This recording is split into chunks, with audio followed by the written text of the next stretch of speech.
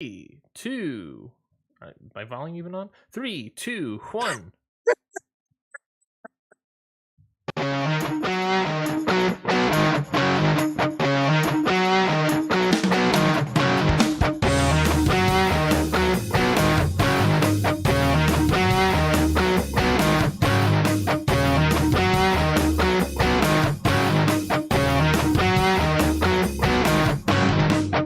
Hello, everybody, and welcome to Ring Post Radio.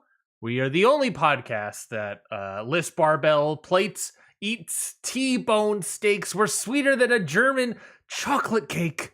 How much more of us can you take? We are the pod of the hour, the pod with the power, too sweet to be sour. Welcome, everyone, to Ring Post Radio. I am Ryan Knightstein. With me, as always, is superstar Scotty Edwards. Scotty, how are you doing today? I'm doing great. I was gonna do my whole intro that I did when I came back to the microphone earlier, but I decided, you know what, maybe I'll just save that for another time. But we have a lot to talk about. Obviously, my eyes are killing me. I don't know if anyone could tell on the camera. Do you want to get those? Hopefully, Want to get those puppies close to the camera? Hopefully it can. But I have allergies and they suck. So bear with me, folks.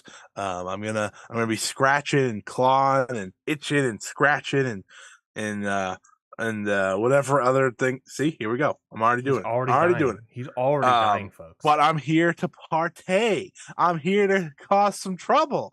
I'm not gonna burn down AEW. But I'm here to have a good time. Are you ready for a good time? Name the song. Ready Something that was a WrestleMania. I assume it was. Was it a weekend song? Because the past 9 feel like they've been a weekend song. Are you ready? No, it might have been Pitbull. Is either I like the WWE for WrestleMania or Flow Rider. They get like grooves of musicians. Like it's just Flow Rider. Pitbull there's no longer groove than the Weeknd. The Weeknd also got a SummerSlam one in there. Oh, that's sometime. True. Also, he's no longer the Weeknd. So what are we gonna do now? They have to get a new artist. Yeah, he's no longer being called the Weeknd. I forget he's going by his shoot name. The Weekday. I believe it's all been a lie. He's actually not as pleasant as a Weekend. I believe he's going by Abel Tesfaye. I don't know how to pronounce his last name, but yeah, I believe he's no longer going by the Weeknd. He hasn't changed any of his social handles, so maybe he is. I don't know, but that's what I heard. Monday. Yeah, who knows? All right, we've already went off the rails. You wanted to do this actually before we started. We had a whole weird ass tangent convo before we started, and you're like, "This is the show, baby." We were talking about Kelly Clarkson and why she says she never strays too far from the sidewalk, and I said, why would someone who she broke up with or that angered her in a loving relationship be so powerful that you don't stray that far from the sidewalk? Like what was that relationship like? Yeah. And all right, I'm gonna stop. We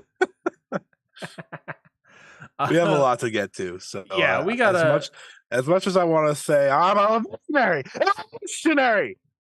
We won't. Yeah, we got a bunch of nonsense to get to. We got Seth freaking Rollins, Impact's Under Siege show, which is happening this Friday. Scott freaking E. We got Stardom's Flashing Champion show this Saturday. We got more Boss talk because the Best of Super Juniors is raging on. Was Boss on today? What's that? Was Boss on today? Yes, it was. Night 8 was today. Bastards. We're more than halfway through. Oh yeah, this thing flew. This thing's over in a week from today. Yeah. It is. We're almost done. When is officially the final night? It is a week from today. Oh, perfect. For a week from today. Yeah, I think we'll talk about that. Not next episode, but the week after that. Yeah, we'll eventually get to the Boss talk. It'll be part of. Well, no, we won't talk about it because we'll just be talking about Dominion, so it won't matter. Oh, that's true. At that point, it's just Dominion because the winner of Boss will be in Dominion, right? Yeah. Perfect. Oh, we would be talking about it. Oh, interesting. We got an interesting lineup and schedule coming up that we'll talk about. Yeah. I'm not going to do the LA Night every time because that would get annoying. Yeah. Sorry. cut back to an episode where we fully did it nonstop for like 30 minutes. Let's talk about wrestling. How do we start this goddamn show? Let's talk off just basically probably, I don't know. Are we in for a collision? We're probably going to talk about the biggest news bit of the week, which is, well, no, sorry. We're going to start off with the second. Superstar Billy Graham's passing. Yes. That. Do you have any memories of Superstar Billy Graham? Obviously, you and I were not alive during Superstar Billy Graham's entire run or his controversies, but do you have any thoughts on the passing of Superstar Billy Graham? I remember reading his rants on Facebook once upon a time. Funny enough. Apparently, it was revealed at one point that was not him. That was someone else, shocking. right? I remember that even like it was. I think it was even verified or something at one point. But like that's good to know. The account was verified. Yeah, maybe not. I just remember like there would be like insanely long rants from Superstar Billy Graham, and people would like write them up for websites. Yeah, good to know they're not real. My other memories of Superstar Billy Graham is that Hulk Hogan took pretty much all of the Hulk Hogan character from Superstar Billy Graham. Ric Flair took from everyone took from Superstar Billy Graham. That is my memory of Jesse Ventura. Jesse Ventura. I think he beat Bruno Sammartino, if I'm not mistaken, for the WWF Championship. Yes. The Worldwide Wrestling Federation Championship. Correct. Can't shocked that they got rid of the wide part. It was terrible. I did not like saying that. Yeah. But those are my main memories. Obviously, a very important part of pro wrestling history because what he did and who he was turned out to be what made some of the biggest stars of all time. He was ultimately like the template for WWE, and is to this day, the reason they're superstars, right, is Billy Graham, right? He is the template of WWE wrestler. He passes the airport test. He is a superstar. Yeah. You know, he is exactly what Vince McMahon has loved for decades. Yeah. Right? Vince essentially made his own Superstar Billy Graham with Hulk Hogan. Yeah. 100%. To almost a T. Like, I was listening to a podcast and they were talking about how Vince Sr. had decided that Superstar Billy Graham was going to lose the title after 10 months to Bob Backlund, which he did. Yeah. And pretty much everyone was like, don't have him lose because he's doing great business as a heel and stuff like that. Yeah. And that's essentially part of the reason why, because Vince Jr., who is, of course, for those who don't know, is just, the living, breathing dragon that is Vince McMahon. He didn't want him to drop it. So it's kind of funny that he was like, as soon as he got into power, he's like, I'm making my own. Yeah. But a babyface version. And a bit younger. So we have him for way longer. And obviously it worked out. As we know, Hulk Hogan, no matter how you feel about Hulk Hogan, is one of the biggest wrestling stars of all time. Yeah. And that's the reason WWE is where it's today. So I'm not saying Superstar Billy Graham's the exact reason they are where they are, but he had a very good impact on it. He is ultimately the template, and that Vince and Hulk came together to then, how do we take that template and maximize it to an international forum? And just and the influences, maybe they continue today. I like doing that intro bit, which are all just Superstar Billy Graham quotes. I'm the man of the hour, the man of the power. And I just thought of that. I was like, I wonder if Willa Nightingale has any at all is taking a quote from Superstar Billy Graham by saying that she is the babe with the power, because he took a lot from Ali. Yeah, I almost said Mustafa Ali. He took a lot from Mustafa Ali. He was a big Mustafa Ali guy. He just took a time travel machine and went to the future. Took a lot from Ali, who then brought all of that into wrestling, and then wrestling exploded from him. It's insane his influential impact on professional wrestling.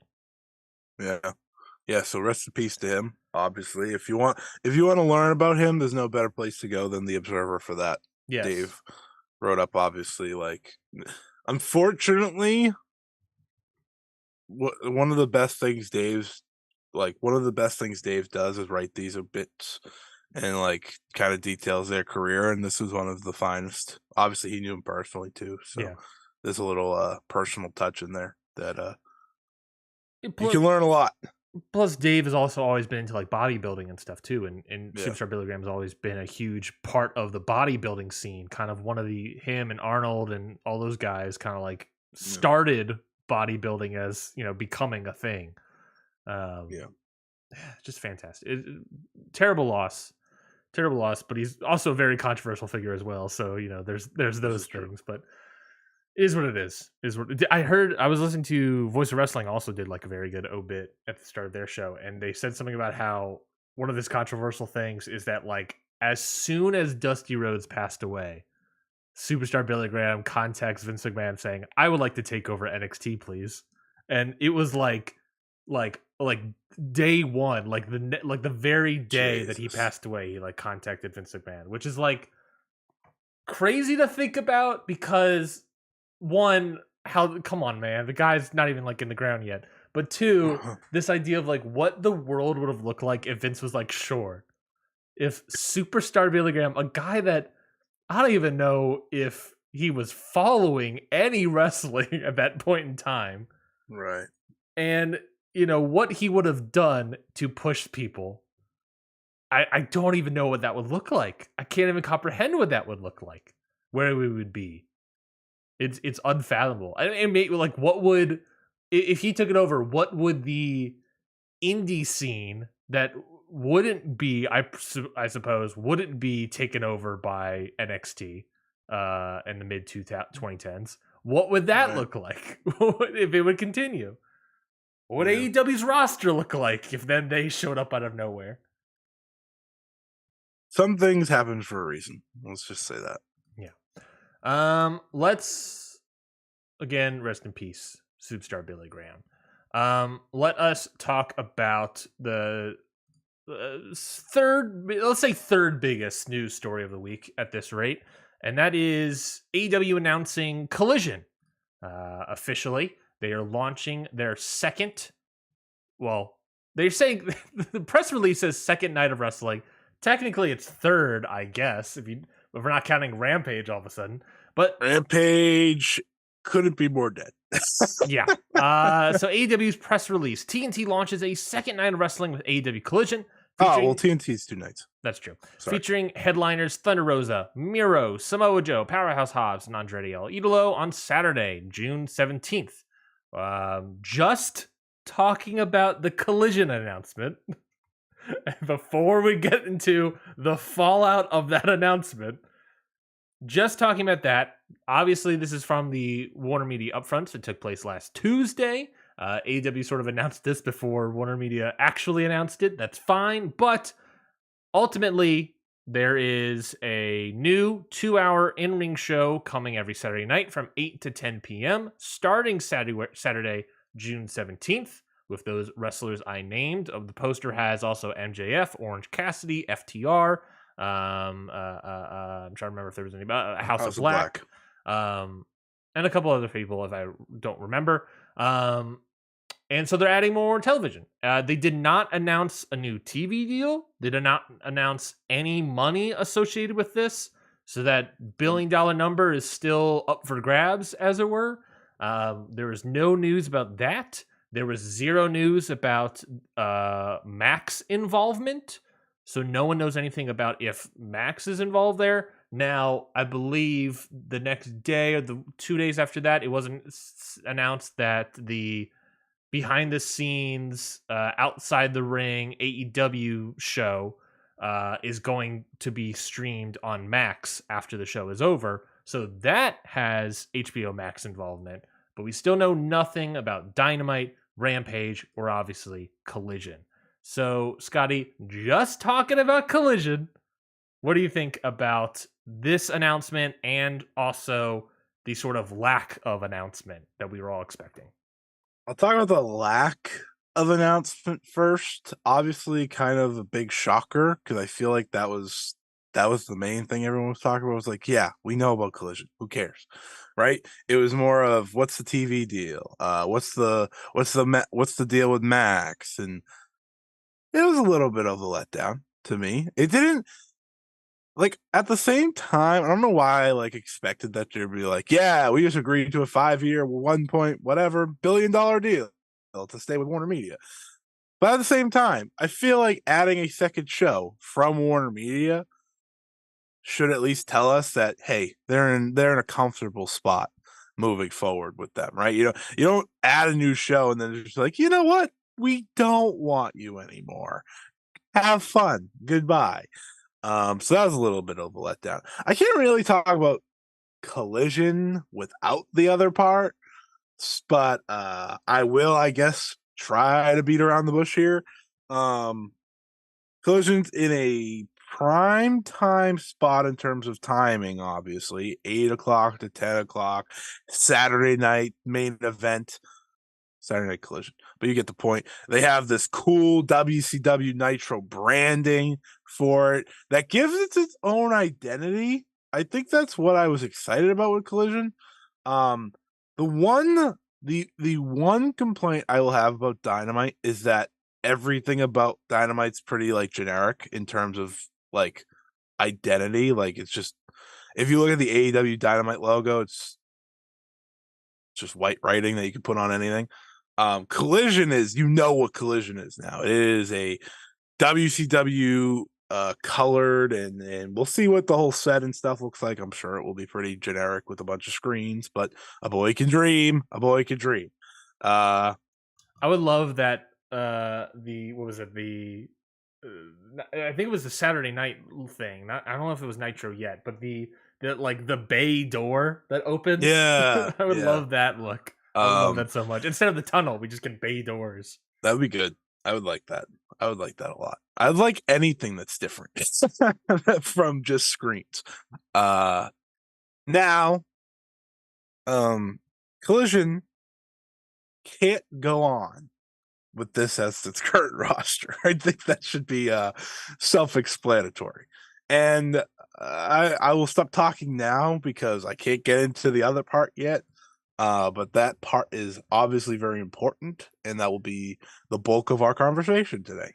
Well, it also should be noted, speaking about that other roster, the roster that was announced so far, on Wednesday, Tony Khan announces a bunch of dates and locations for AEW Collision's first, I think it was 6 shows. Yep. Except for the first. Except for the very first show. We'll get to that. Those ticket sales have started, and they're not really selling. No. Well, if you looked at that poster, right? We got to base it off the poster right now. Yes. Would you buy a ticket off the bat? The prices are a little high too, mind you. Compared to my Dynamite ticket, right? Like the Dynamite tickets that were here in Boston. Yeah. The Prudential Center, for example, in New Jersey, which is the 3 days after the Garden tickets. Yeah. Are $5 more for the same seat. It's like, I know $5 is $5, but it means everything is more expensive. Yeah. So like, yeah, you're going to need to announce more than Thunder Rosa and Miro and Andrade. So okay. So obviously the whole CM Punk thing goes down, and they supposedly replace CM Punk on the poster with MJF. That's the rumor, right? I would be, if I was MJF, the drawing world champion. Yeah, I would be concerned because your drawing world champions not moving tickets. Now maybe people are like waiting to see what the Punk thing comes out to be, but your world champion supposedly right now is not drawing tickets, and at a time where the pay-per-view itself is not a sellout like last year, and that is your drawing world champion. This is just more stuff piling onto MJF's title reign and MJF as a star currently, and showing he might be a ratings draw, but it doesn't look like he is a ticket selling draw, which is very concerning. Maybe they should have replaced it with other ticket selling draws. The problem is that a lot of their ticket selling draws don't want to work with Punk, and if that is someone that might be on the show, why advertise for that? Because they might not be there at all. MJF can be there, so they're advertising him. Orange Cassidy, by the way, also be on the poster. To me, sticks out like a sore thumb.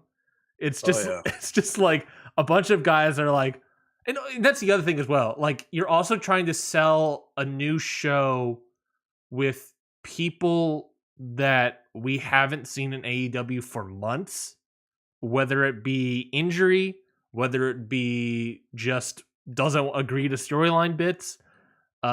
Just we haven't seen them in months, and they're not like new young stars that can like pop a promotion. It's just like, here's the people you've seen on television for the past several years. They're already slotted in sort of like a mid-card level.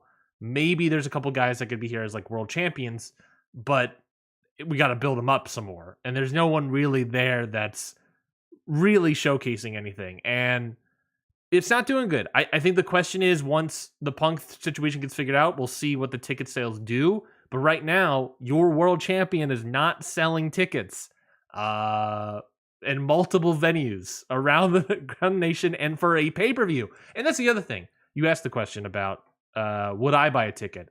Ultimately, I would, because I'm a wrestling fan, and consistently, for the most part, AEW is a good product.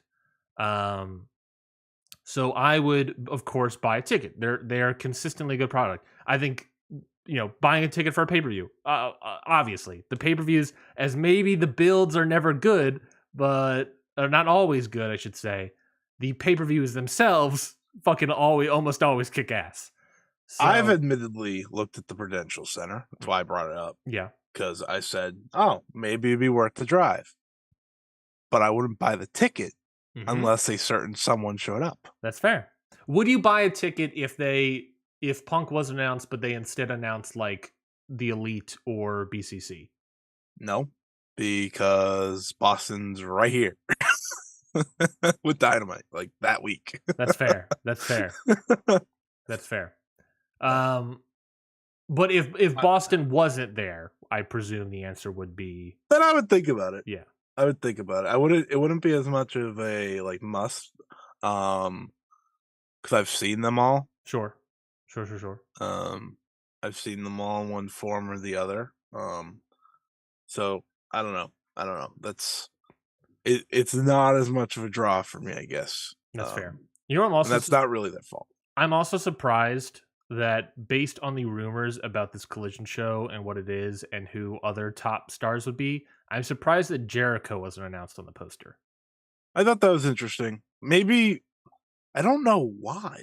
Like, I would have had him on the poster no matter what. If we're trying to sell tickets, why not have Chris Jericho on it? I can't even think of a reason why, because out of all the reports we've heard, and we're just going to slowly get into this. Yes. We've never heard disconnection between Punk and Jericho in all of this. So all we've heard is that like Jericho is the mediator between Punk and like everyone else. Seemingly. Yeah, exactly. So I don't know. And there was also rumor at one point that the first rivalry or first story bit with Punk was going to be against Jericho. Now it looks like it was planned for Samoa Joe. So you're goddamn right it was. Listen. But that doesn't mean that Jericho wouldn't be on the show. Right. I know. Maybe. Right. It makes no sense to me why Jericho was not on this poster. That's the one match I want. Punk and if he comes back and blows up after that, that's fine. That's fine. Just let me get that. Let me get that. Yeah. CM Punk. CM Punk. So my guy. We got a lot of info, a lot of talk. Strap in, folks. Do you know a lot of people aren't very happy with CM Punk? No, a lot of people aren't. And let's start out with that. Give me a vibe check with you about CM Punk. Oh, I'm fine. Not really shocking, but I'm fine. Like, sure. I don't know. I've always pretty much been fine with most of, well, not really. I wasn't fine with Brawl Out. Yeah. But times have calmed for me.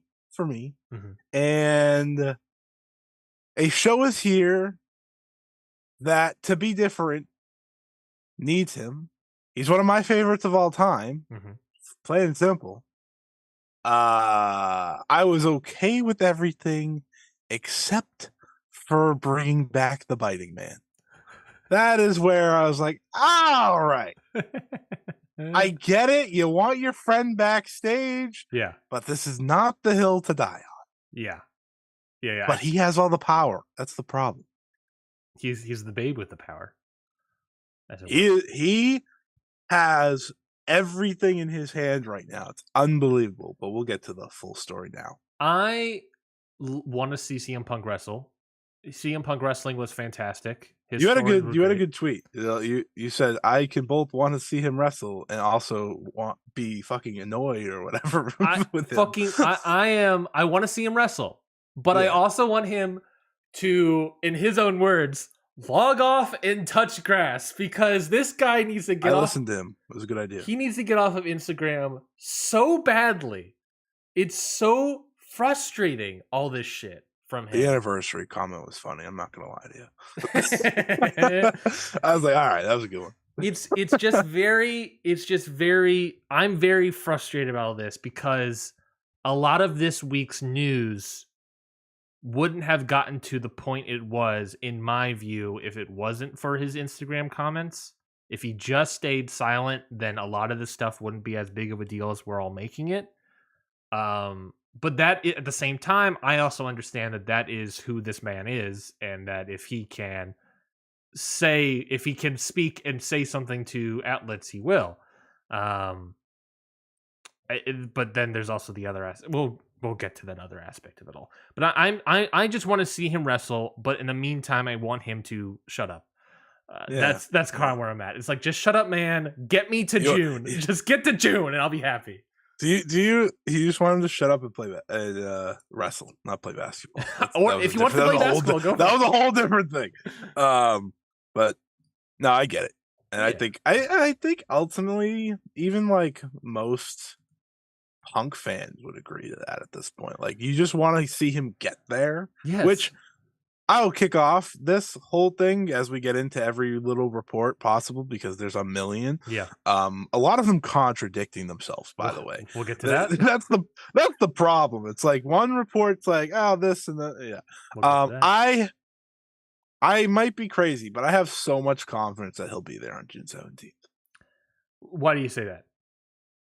Well, you hear a few things too, but I think Tony Khan has pretty much made it perfectly clear how important CM Punk is to him and AEW. Mm-hmm. And I think he will do everything in his power to make sure that he is on that show, because Collision needs him on that show. Do you think not announcing Jericho is one element of power that Tony Khan withheld? So here's my whole thought process on all of this. Okay, folks, CM Punk's an old school guy, right? Mm-hmm. Very old school. He clearly wants to stay a surprise. That is where I've landed here. He wants to be some sort of surprise for some goddamn reason. It's just felt that way. Mm-hmm. It's like, I think he pulled himself from the Warner thing. I think that was reported by now that it was him that pulled himself from the Warner thing. Some people called it that. I did not hear that. Oh, all right. Well, there you go. Scoop Jones over here. Shout out Taz. I think he wants to make himself a surprise so bad. And I wouldn't be shocked if like some of this has to do with that. Not all of it. Ace Steel is none of it. Ace Steel, this is happening. Like, this is happening one way or the other. Ace Steel is happening. Either Jericho decided to bring this guy back, or he's been back, or I'm trying to name all the stories. Or he's not back, or he's not allowed in the building, but he's working remotely. And I'm very annoyed with the Ace Steel stuff, if you can't tell already. Yeah. But I think CM Punk, part of him, he wants to some reason be a surprise. Maybe, and this is me thinking aloud, maybe he doesn't want to face the music of the tickets right off the bat. I don't know, because United Center is going to sell out if it's the United Center. Yeah. If Yeah, it's well, the yeah. event. That if we come to Wednesday and We it's know. announced United Center, then that's the tip of the hat. I would announce him. I would announce him. I don't know. I would have just Well, here's announced the him thing. You first. don't Who gives have a to shit? announce him for the United Center. You need to announce him for everything else. But why does it need to be a surprise? Because he's old fashioned and he No. likes like that stuff. Like we watched his initial return, right? Mm-hmm. He didn't we knew but we didn't know. Yeah. And I think he wants that effect again. And we know he's gonna come back as a baby face because he's coming back in Chicago. Yeah. That's true. Not well, we know he's gonna be cheering in Chicago. That's true. That's We true. watched the Elite get booed out of the building. That's true. But it's after that, it's like I hope he doesn't expect to be cheered everywhere because he's not going to be. He's going to be a villain, one way or the other. But I don't know. I don't know why. That point of him maybe wanting to be a villain is also like adds into all of this news of the week. Is like, how much of this is a work? How much, let's say that Scotty's potential leak. I've never heard that news bit, but Scotty's potential leak of Punk was the one that pulls the Warner Media stuff. I haven't heard that, Scotty, so I'll let you. I'm processing that information. Let's say that was Punk. Let's say that, as we'll get to more into the other diatribes, that Punk's camp is talking to media outlets. One would presume Nick Hausman because of previous reports. One could presume Dave Meltzer because Meltzer outright said that he was told this information by people that say they never talked to him, but now they're talking to him. One could presume Mike Johnson of PW Insider, just based on Mike Johnson being the one that publishes the Ace Steel report and then doesn't get any fallout shit about it. Yeah. One could presume that if we're saying that Punk took himself off the WBD thing and he is uploading all this stuff to various reporters, why do all this stuff? That's the ultimate question. Why do all this stuff to try to make a surprise? Why do the stuff that kind of make him look bad in a weird way? And then on top of it, this is a topic of conversation I want to have way later, but I think it's coming up now. Why do all that stuff, and then why then say that all these news outlets are lying and they're all fake news? Why? Why? He like Dave admitted. Remember when Dave like admitted that Punk's talked to him? Yes. After all that stuff. Yes. Essentially, Kind of goes in. I think it goes into the same bag as that. Essentially, it's Mhm. like he says all these things, and it's almost like, is he trying to create a ruse around it all? Mhm. Right? Is he trying to make it a mirage almost of like him actually coming back, and he has all the intentions of coming back? There's people who obviously talk to him directly that have pretty much been very vocal Yeah. about his coming back. Maybe, this is my other thought.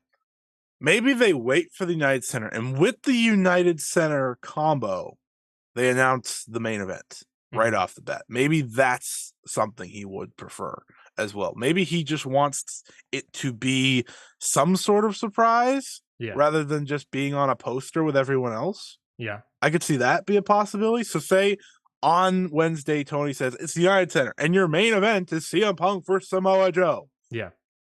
Then boom. That's what I would do. Tickets fly off the freaking, as soon as they open, tickets are going to sell out.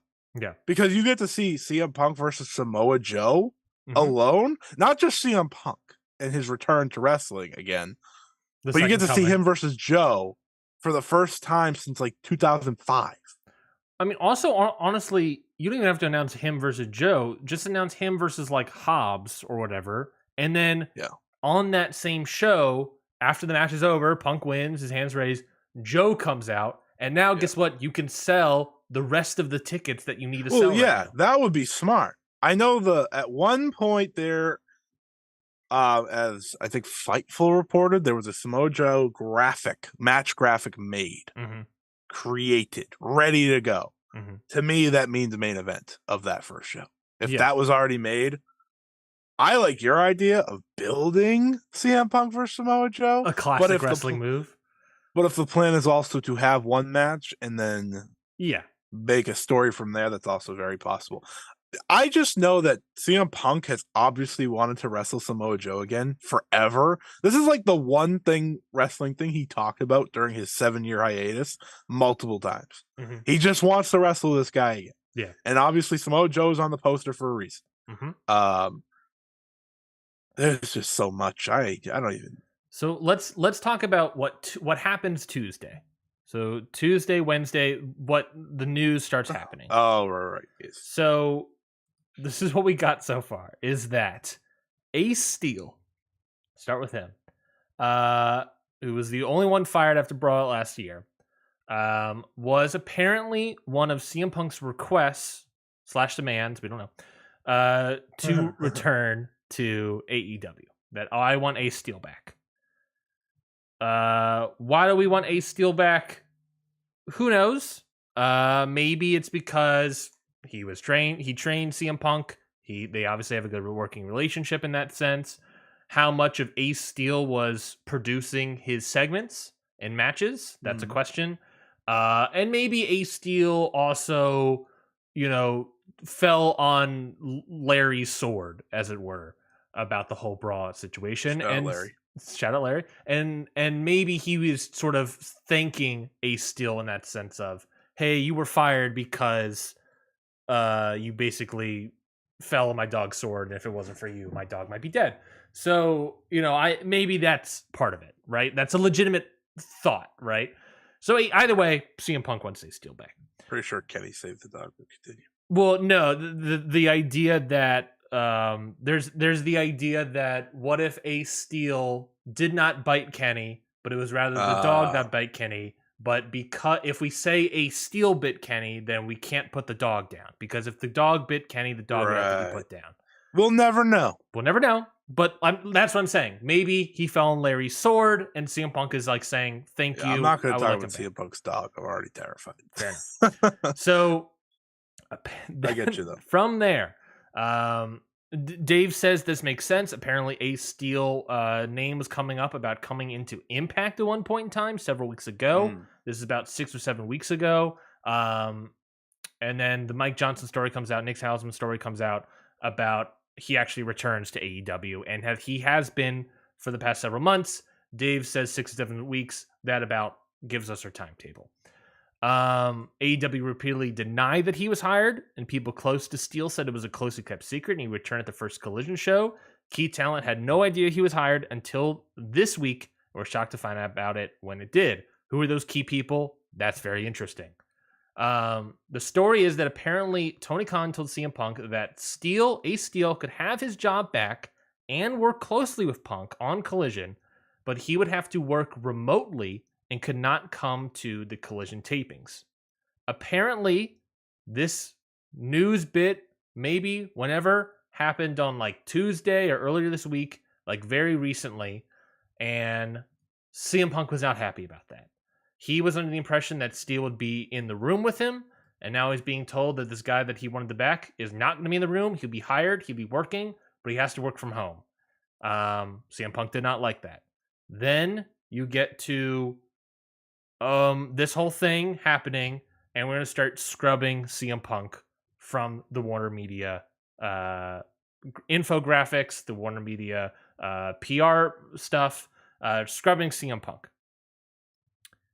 CM Punk's name pops up on one PR thing. One guy misses one name on one document, and that sort of unveils, and that's how we get to know this thing. A mistake was made by someone that works for Warner Media, accidentally forgot to take CM Punk's name off of something, and that's how we now know all these stories.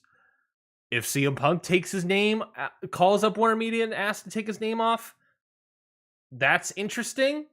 And it not coming from but maybe it's also the thing about him coming surprised. Doesn't change the fact that we wouldn't have known this story if that stuff, we probably wouldn't know the Ace Steel story if the Warner Media intern didn't, scrub CM Punk's name off that PR document. I love that we always call it intern. I'm just assuming an It's intern. just a long time thing that like people. That's not a you thing. It's a long time thing. I love how we always say intern as if interns are handling these big documents. These delicate documents for the upfronts. Yeah. So yeah, so on 5/16, after graphics and everything have been made to push Punk as the star of Collision Show the next morning, WBT was told to scrub for him from everything, which they did. Dave says while the Collision Show was not completely incumbent upon Punk's return, WBD has pushed very hard for Punk to be brought back based on his prior success in AEW. So this is where we sat for a couple days, is that Punk, we all assumed, is coming into AEW again. He is coming into Collision. This is his whole show. United Center is booked. Yada, yada, yada. He wants to remain a surprise despite all this info. And they start scrubbing his name. We scrub his name. We miss one document. That comes out. People start poking around.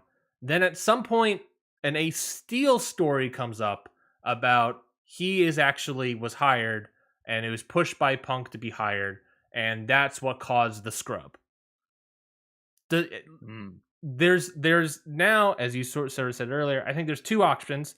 There is either, I think, AEW / Tony Khan scrub CM Punk because they are worried about, and I'm going to keep these two options because there's another story and different aspects of the story that also make two different options. So we have two different options. AEW Tony Khan scrub CM Punk from Warner Brothers Discovery because there's a little bit of a tussle, a little bit of a brawl that may be happening, a brawl out, if you will, part 2. And they're concerned that they will not be able to get Punk back for all of this, right? There are concerns about this whole thing. So they scrub him anyways, and then the story comes up, and then the Ace Steel thing comes up about this is what caused the scuffle. Secondly, Punk wants to keep it a surprise. He scrubs his own name. One person misses everything. To cover that up, Ace Steel story. And the Ace Steel story, which is published by Mike Johnson and Nick Hausman and eventually Dave Meltzer, 3 guys that are potentially getting their info from Punk's camp, as it is said to be believed. Here's the first question, why would CM Punk be telling these guys this story? Well, maybe it's because he wants to hide a surprise, even though we all fucking know he's coming in. Well, we did last time too. That's true. But we had a very, very strong inkling, I will say. I don't know if I wouldn't say anyone 100% knew, but I think this was more of a closer 100% no than that one. That's how I feel. First dance, Chicago, United Center, first time ever booked. That's true. It was That's true. Strong inkling. And then, of course, we get to Wednesday of AEW Dynamite. They announce the tapings. They announce where all the shows will be happening. They don't announce the first date, so everyone's up in the air. Let's start here. Where are you thinking? What are you thinking about all of this?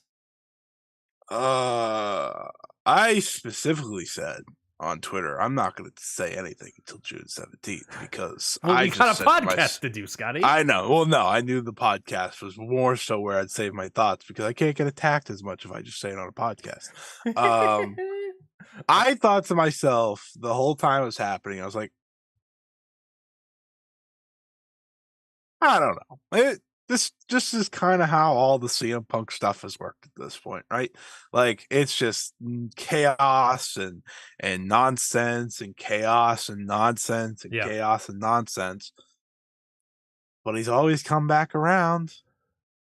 You gotta remember, he came back around last time. True. We didn't know about the chaos and nonsense until after he came back, but there was plenty of chaos and nonsense going around regarding the Hangman stuff, plus the injuries, plus all that shit, right? And I continue to go back to that brawl out, and you and me have talked about this as the whole wrestling world has, too much, probably at this point. But we gotta remember, like, think about everything that connected then, right? He was hurt. Supposedly he was wrestling hurt or in pain or whatever. Sure. He wasn't all 100%, but he came back and he got hurt again in the match, in the main event. He got booed out of Chicago. He got cheered out of Chicago in favor of MJF.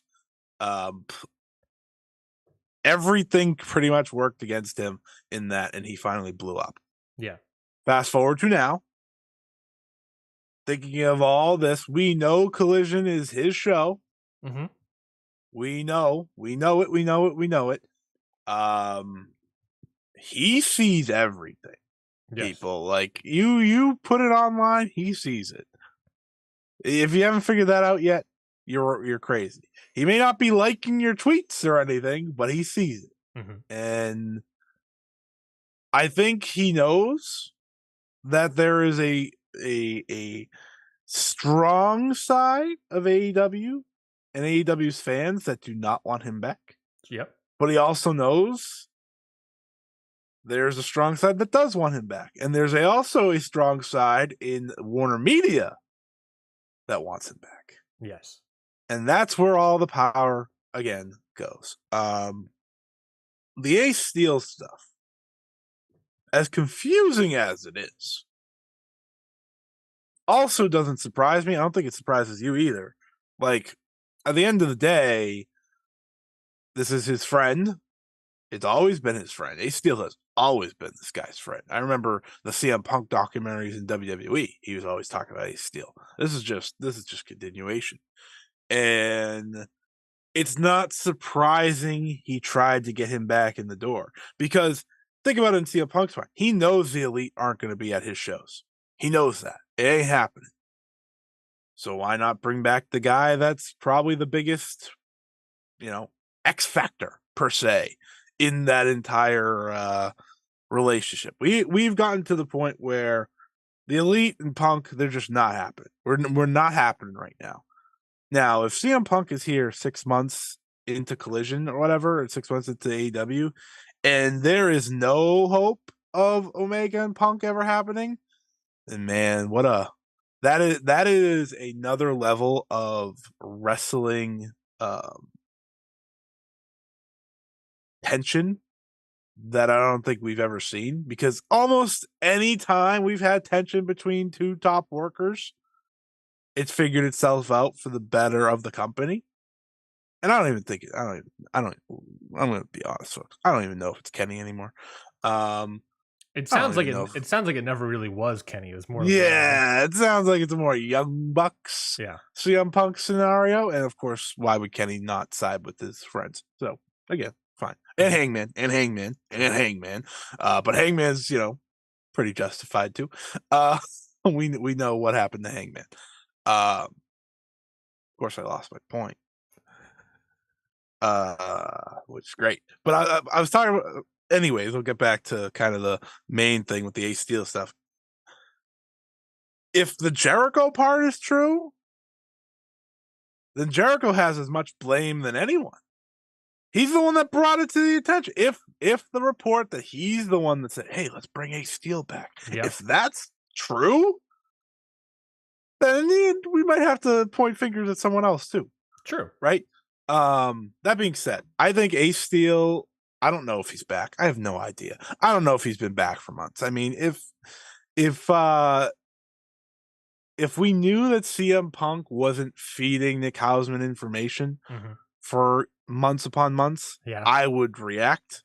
But for now, I'm gonna push that to the side. Yeah. I'm gonna push that and wait for that. He could be working there for months remotely. Who knows? He's not in the building.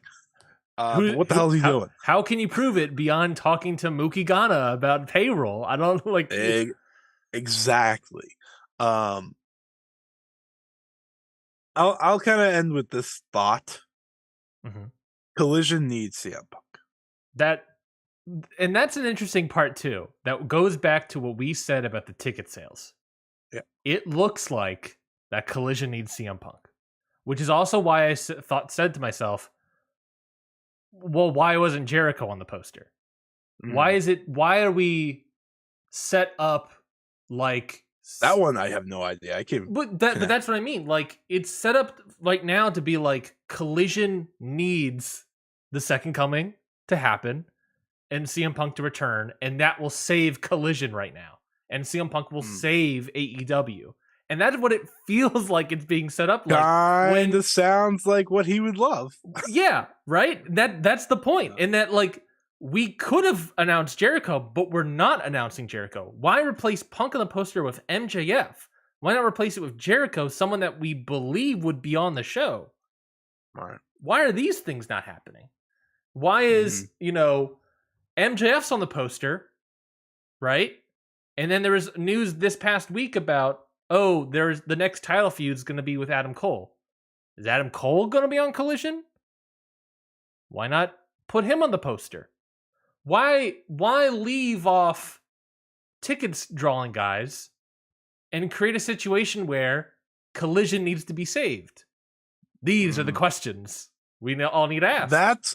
That's why I keep bringing up the idea of the surprise and stuff like that. It almost feels like it's being created that way.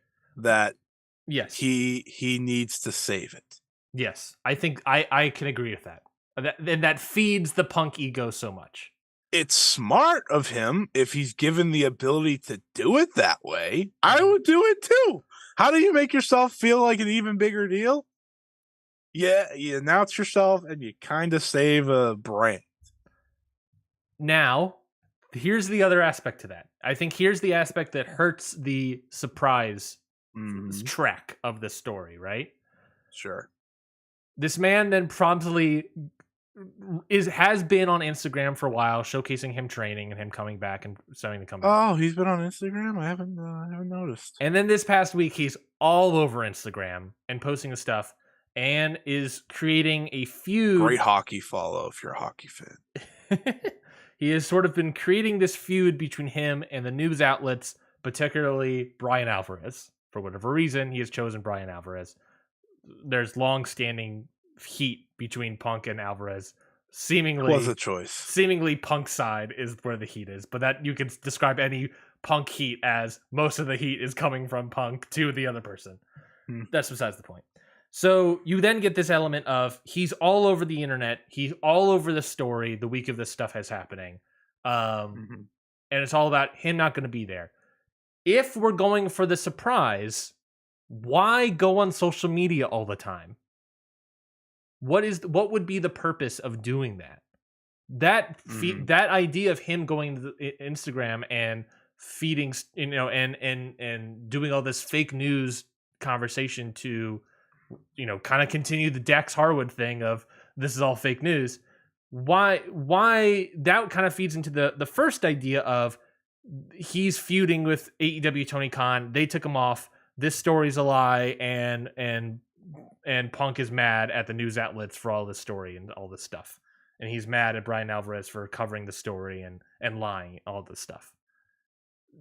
Why, if we're trying to build up a surprise and that this guy needs to save AEW, why feud with the dirt sheets?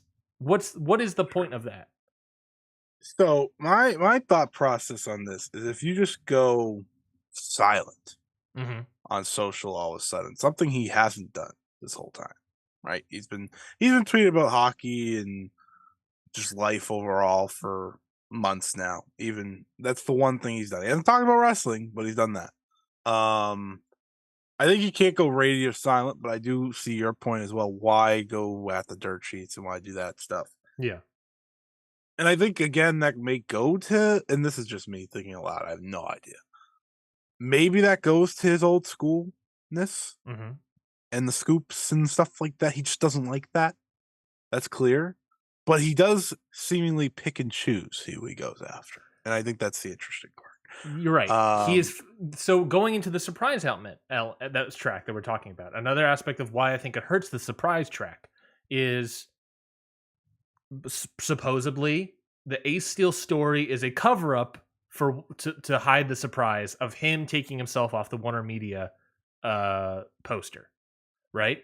That's that track is that's all cover up. The Punk camp is feeding that story to Meltzer, Hausman, and Johnson as we believe that those are the sources for that story. Sure. Why then choose to yell at them and then pick out specifically Brian Alvarez? Yeah. I can't give you a reason for that. That's the part of this, like, I don't think anyone is going to have a clue on, right? Yeah. In terms of an answer. It's like, why go after this guy? Why go after that guy? Doesn't any of it necessarily make sense to me? No. But it seems to be the path he has selected to hype himself up in a way that he's connecting to fans that may not like them. Yeah. Maybe that's also what he's trying to do. Maybe catch a bone from those folks. Yeah. Do you think The it keeps the Punk's ad-free shows people. Do you think it keeps Punk's name in the media this week like it was meant to do? In a different Oh, way, absolutely. obviously in a different way, but it Sure. keeps his name in we're talking about Punk. We're spending like an hour on Punk. He in the alternate universe, he's just announced on the Collision thing and we're like, "Oh, CM Punk's back." But now Right. we're spending all this time talking about CM Punk. He's talking to Brian Alvarez, or feuding with Brian Alvarez and stuff, keeping his name out in the sphere, and Sure. talking. And his feud is about this Ace Steel story that supposedly he's the one prompting up, or his camp is prompting up. You know, Mhm. it draws the focus to this stuff away from Collision, away from Punk's return, yada yada yada. I guess in a sense. Mhm. I don't know.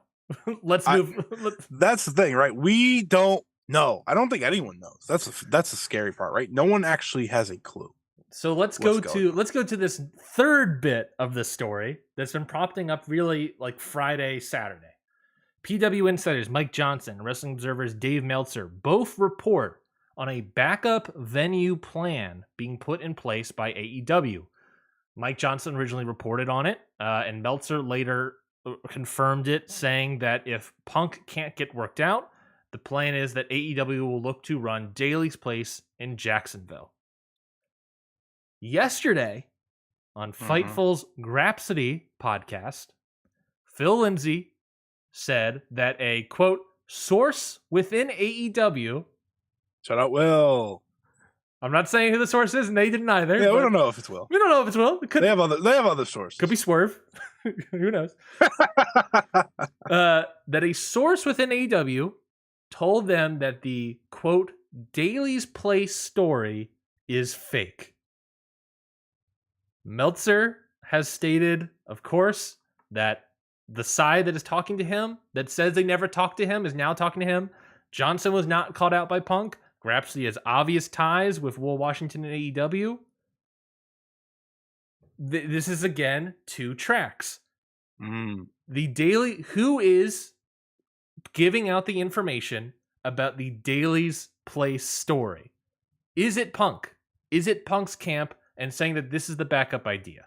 If the backup idea that feeds into the idea that AEW and Tony Khan and CM Punk are feuding, there is this, they're having the beef. It fuels the idea of, if Punk can figure it out, we're going to announce something else and move to Jacksonville and do that instead. Sorry, United Center. Sorry, CM Punk. CM Punk's about to ruin this TV deal. CM Punk's about to hurt Collision. It's about to lose the company money because they're going from United Center to Daly's Place, and that's a lot of ticket sales loss.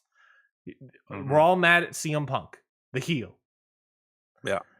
The face, surprise story, I guess. The face story, I don't know. But at least the surprise story, we're going to tell people that the backup plan is Daly's Place, that if we can't figure out, it might not be United Center. To keep the surprise even bigger that CM Punk's coming back, it might not be United Center at all. It might be Daly's Place that happens. It might not be United Center at all. Let's tell people that there's the backup plan at Daly's Place. And then you have a source within AEW, possibly as someone that is actively in the room for some of these conversations, that has just been hired, is telling this podcast, Grapsody, which, Grapsody isn't the biggest, news outlet, for things, but they have done stuff in the past. What's that? They're connected to One of the biggest, though. They have obvious connections with a guy that is in the room with Tony Khan with a lot of things. Is actively saying that the story is fake, that the plan is still the United Center, and that is the plan. That's where we're going with. What the fuck is happening? Yeah, so this part I actually I've heard about this part. Interesting. And to me, when I saw Daly's place as the backup location, it didn't really make me react.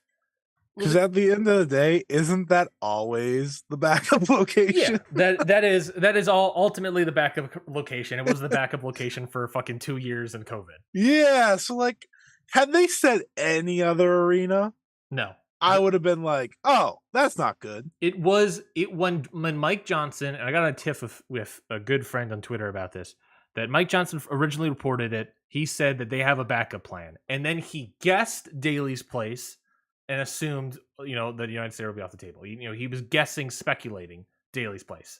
Dave then confirms Daly place. Dave is the one that says it's going to be Daly's place. No one has said any other arena. No one has said any other city. It's always been originally a guess and then confirmed from Dave it's Jacksonville, it's Daly's place as the backup. Yeah. Yeah. So, again, uh, had it been anywhere else, to me, I would have reacted. But the idea of Daly's place, it's like, I understand what they may be trying to do here. Like, let's throw off the scent even more, right? Let's create some craziness. Let's just say it's Daly's place, as if they don't have Daly's place booked for themselves at any time. Yeah, Yeah, sure, you could always book a concert or something there, and maybe that throws it off on that one day. sure. But I feel like when they have events so far in advance, they probably keep them open just in case, and then they may fill them. Now, June 17th is pretty far. No, or not far, I should say. Um, but I think there is legitimacy to the Grapsody duo saying that. I think we all know that they have the right connections, and there's a reason to say that. It should also be noted that according to the Daly's Place upcoming shows calendar, nothing is currently booked on June 17th. Continue. Well, that is important. They So, have good it's thing. free. It is currently free and no one's there. And no one's there. The last person that's there is June 11th. So you can load in the show. I don't know. Oh, Yes. but continue. I've lost my train of thought again. Daly's Place is not a surprise to you. Right. So Daly's Place isn't a surprise to me. It feels like continuation of throwing off the scent in some way, shape, or form, creating hysteria around something that maybe doesn't have that much going on around it. I will say there definitely was a miscommunication between Tony Khan and CM Punk that led to anger and led to something. But I don't. I think And that was that Ace Steel story is somewhat factual. for sure. And I think they could be playing to that. We know Tony Khan has liked to play to these things. He did it with MJF, right? They played to that MJF thing. But no one Big has time. still any idea what happened with that. No Nope. idea about that situation. Nope. We've moved on. We've just moved on because MJF's back and world champion. But and someone wrote an article about this on Voice of Wrestling. Maybe it was Ewan. I don't know his last name. Ewan McGregor? No. Let me get it up. I want to pay my. I want to pay your respects. Respect them. I want to respect the person that wrote something. Shout out to Ewan. Shout out. Meta kayfabe, a new layer of managed reality from Ewan Cameron. I read through this. Is kayfabe really dead? And he in the article kind of brings up the idea of like making reality also kayfabe, like the reality mindset. Yeah. Kind of like we saw with MJF, and right? Working the newsletters is working newsletters to an extreme level to make the company work. Do I think MJF was probably mad at that time? Yeah. Do I think he took off a break because he actually was mad and went home? No. Do I think that promo that he cut on Tony Khan, calling him a bitch and telling him to fire him, was real? No. In front of Warner Media executives? Right, exactly. And that could be what we're doing here with CM Punk. This is a new way of trying to tell stories and try to work around certain things. Maybe that's it. At the end of the day, I don't know. At the end of the day, if you're working reality, then no one knows anything. But I also think that I think that is a cool idea on paper, right? To do that in terms of wrestling entertainment. The problem is, in reality, we lived through and are currently living through years of people saying that news outlets are fake news and working these outlets and stuff. I'm not trying to compare the two in terms of those ideas. Sure. But this idea of by doing this sort of meta reality gimmick and working the news outlets, then it becomes no one knows where to properly get their news from, and it is going to ultimately hurt news sources and hurt these media outlets for wrestling. That is the downside to, if you're working everything and you're trying to keep it a surprise and do all this stuff, then what you're ultimately doing, who gets hurt from that? Wrestling media outlets get hurt from that. Wrestling fans get hurt from that. All to have a cool surprise. All so that you just ignore all the other news and just watch TV.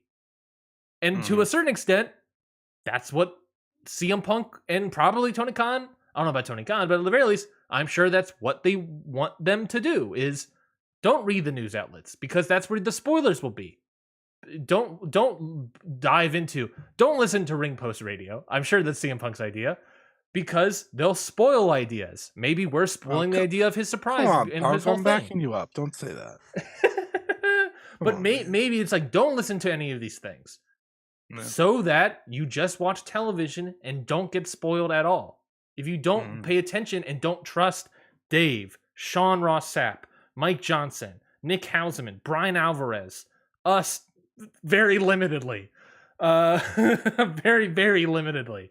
If you don't listen to anything, then you're just going to watch the TV and just enjoy it, and you don't have to get spoiled on anything.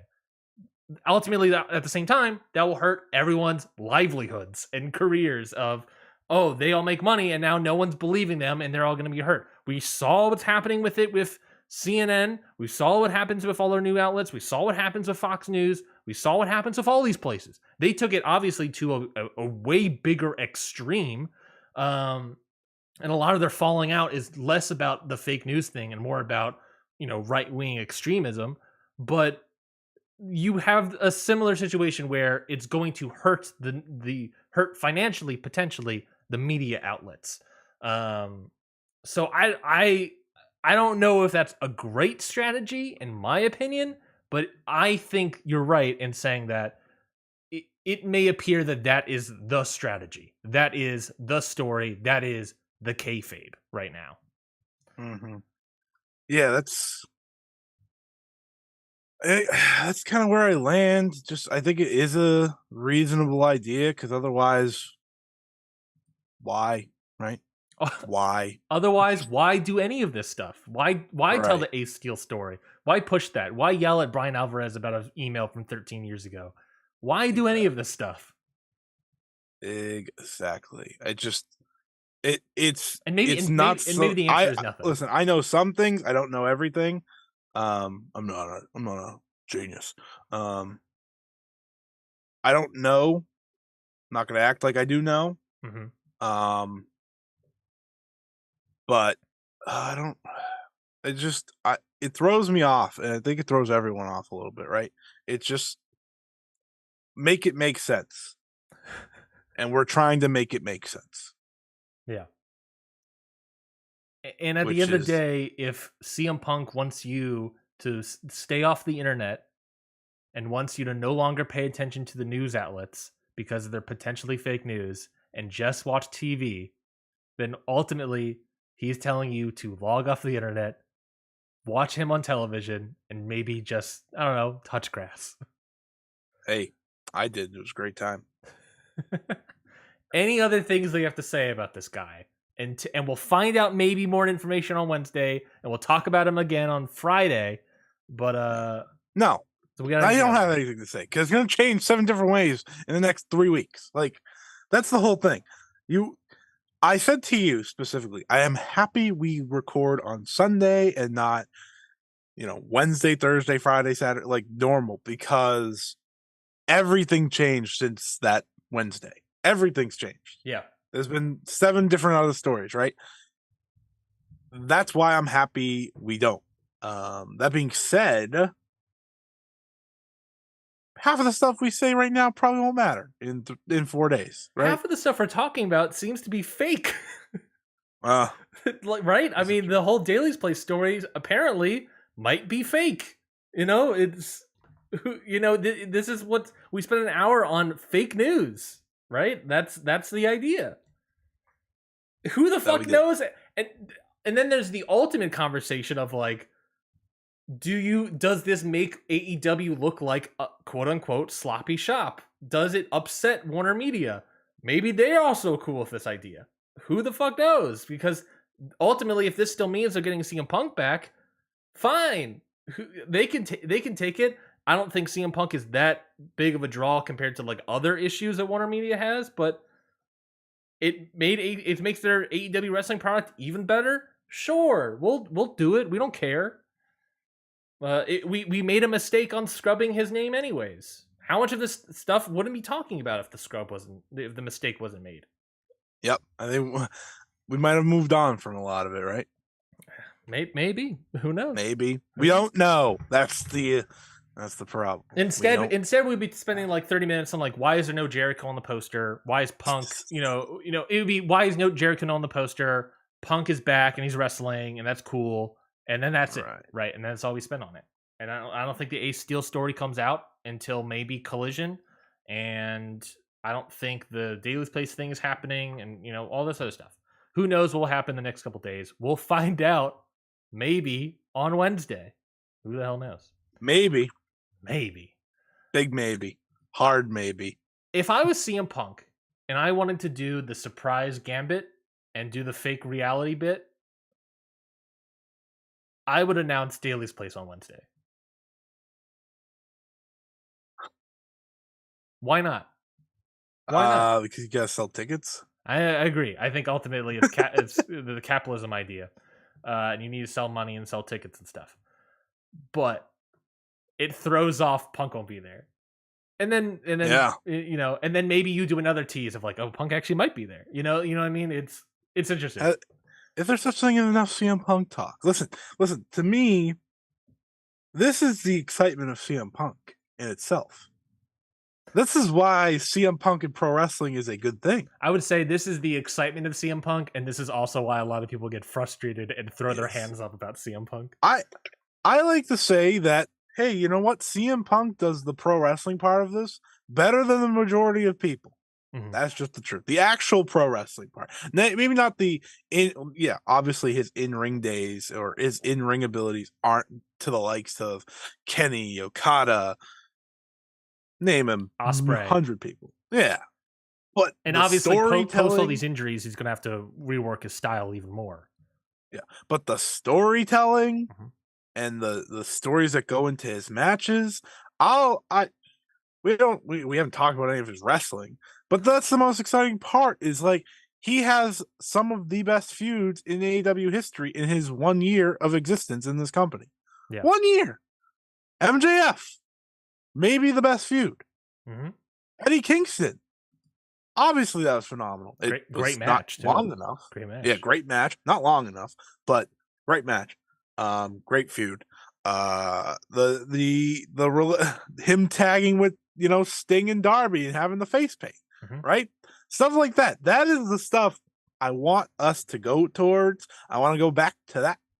I hope that's kind of what he misses as well, because you could tell he was having a great time back then. Let's get back to that. Yeah. Keep him out of the world title picture. No need for world title unless he's putting MJF over. Keep him out of the world title picture. For good. Excited for Collision.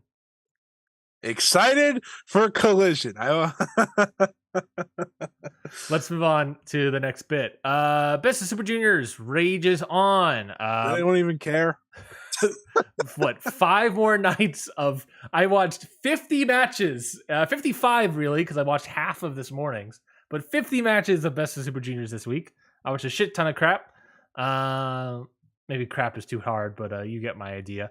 And now we're reaching sort of a point after today where we're looking at, I'm looking at a giant document that has every single situation about who could win the Best of Super Juniors. So again, we're not going match by match. We're not going night by night.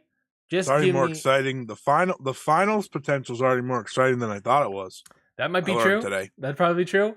Let's talk about Unfortunate, about overall thoughts of where we are now. Both of us where we left off last week was, I think I was harsher on it than you were, but both of us were down on it on the first two Yeah, nights. for First sure. night you liked more than me because I didn't really like the Bailey Hiromu match as much as anyone else. So you were higher on it than me. Night 2 I thought was a slog. Oh, it's terrible. But now we're at night 8 today. How are you feeling about Best of Super Juniors now? I've kept my expectations down, Mm-hmm. and it's proven to be a better time. Great. Interesting. That being said, I haven't watched every single match. I won't watch. Dan Maloney stinks. I watched 2 Dan Maloney matches. This guy stinks. Yeah. This is the most vanilla mofo I've ever seen. I sat there watching this guy. I was like, they couldn't find any other British guy.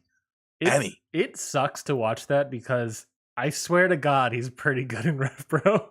I remember you telling me like, oh yeah, he's pretty good. And I was like, I trust you. He's not like an Omega and Ospreay. He's definitely like a mid-card guy, but it's definitely like he has not figured himself out at all in New Japan, and he is just not working at all right now. And he's part of it. They're one of their factions.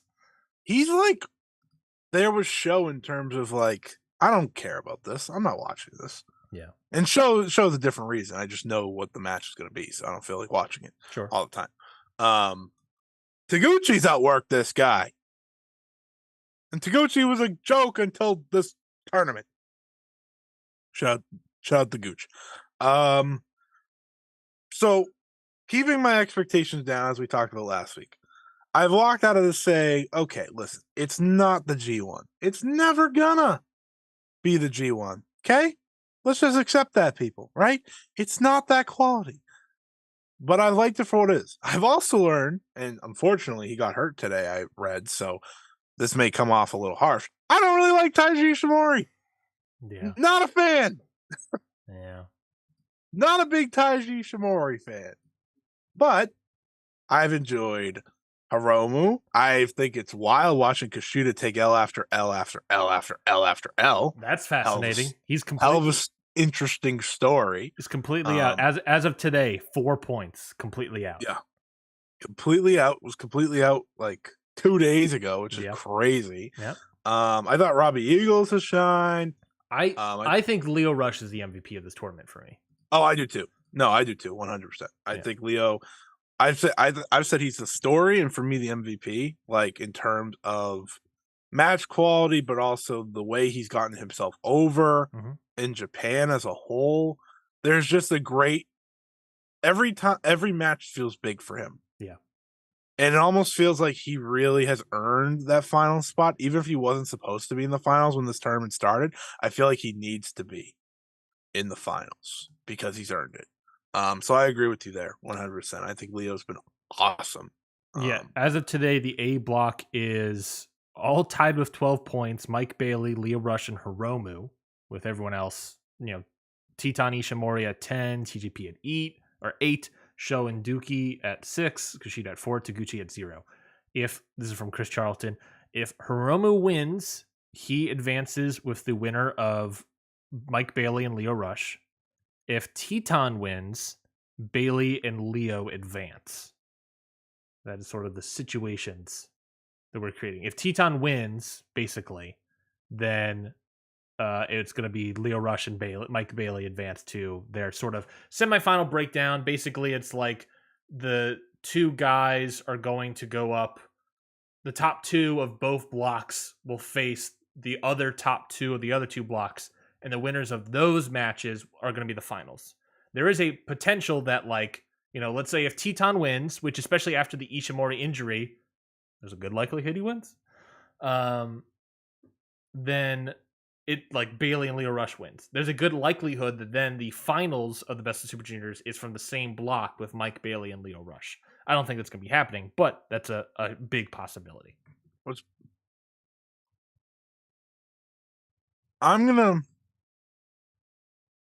My weird gut feeling says it'll be Leo and Hiromu. Me too. And I think that's okay. Because then if Hiromu wins, then he advances with the winner of Leo and Bailey. So then it's just Leo Rush has to beat Mike Bailey, and Hiromu beats whoever he has to beat coming up. Yeah. And then that's that. Yeah, I think that would work. I just want Leo Rush in there. Me too. More than anything. I think he's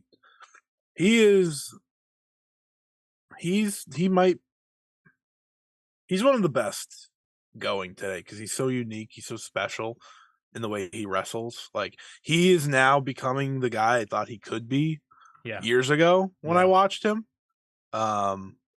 He feels like a difference maker, like one of the best international wrestlers any promotion has brought in post-pandemic, maybe the best, I'd even say. Maybe I'd go that far.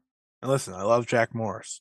I love Jack. I love Big Jack Morris guys over here. I love Dave the Clown. Love Dave. love Matt Cardona. Big fans of these guys, but I think Leo Rush has been the best. And he only just got over here, right? Earlier this year. He was, or late last year for Tag League. Mm-hmm. And he's made a difference for everyone. He made a difference for Yo. Yep. Right? Yo's a different person now because of Leo Rush. Yo's been doing great. I've been enjoying Yo in this tournament. And he has charisma and I'm coming from me. I don't like Yo. I don't care I think him. Yo's done a good job. That's why I think the tournament has been better than I expected, say, last week, because those people that we talked about that need to make themselves stand out or that are trying to grow through this tournament are actually doing it. Yeah. Like a Yo. Not all of them. I just told you that Dan Maloney stinks. But guys like Yo, who it was pretty much now or never for. Yeah. Clark Connor's still figuring himself out.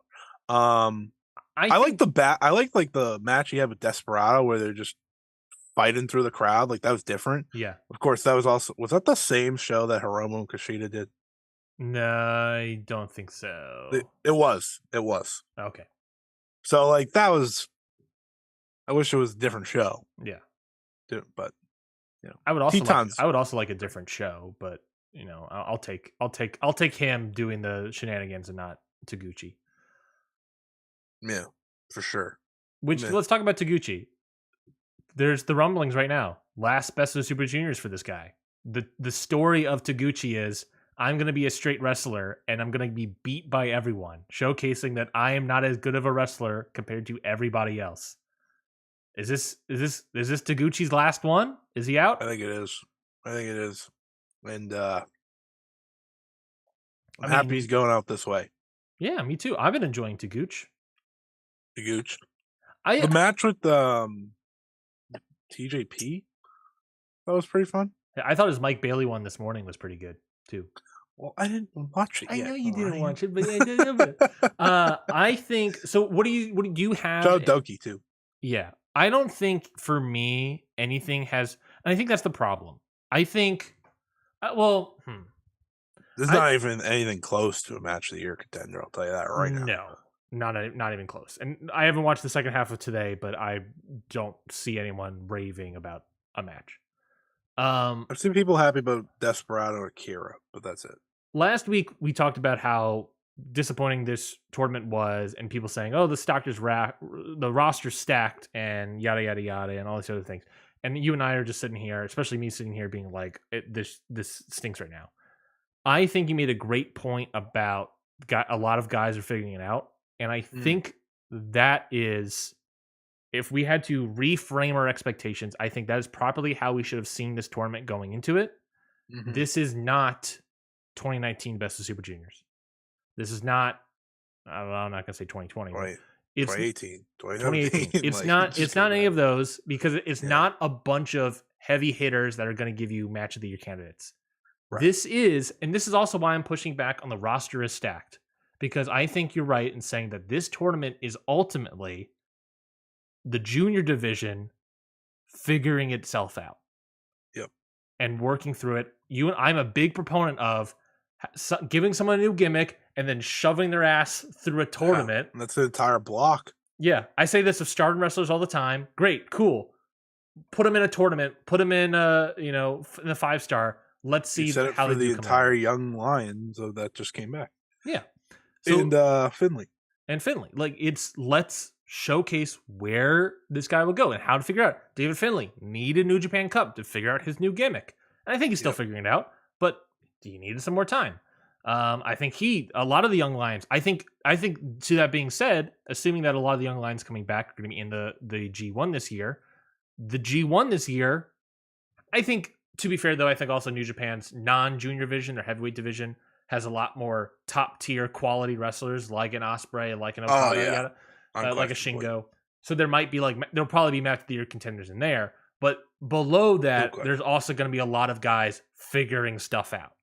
So I think that goes into that New Japan has reshuffled the deck, but now they're starting to play their cards, and now they're starting to see how their deck can be utilized in specific ways, and they're trying to figure all that stuff out. And I think ultimately that's where the best of the Super Juniors is for me right now. And that's a good thing for next year.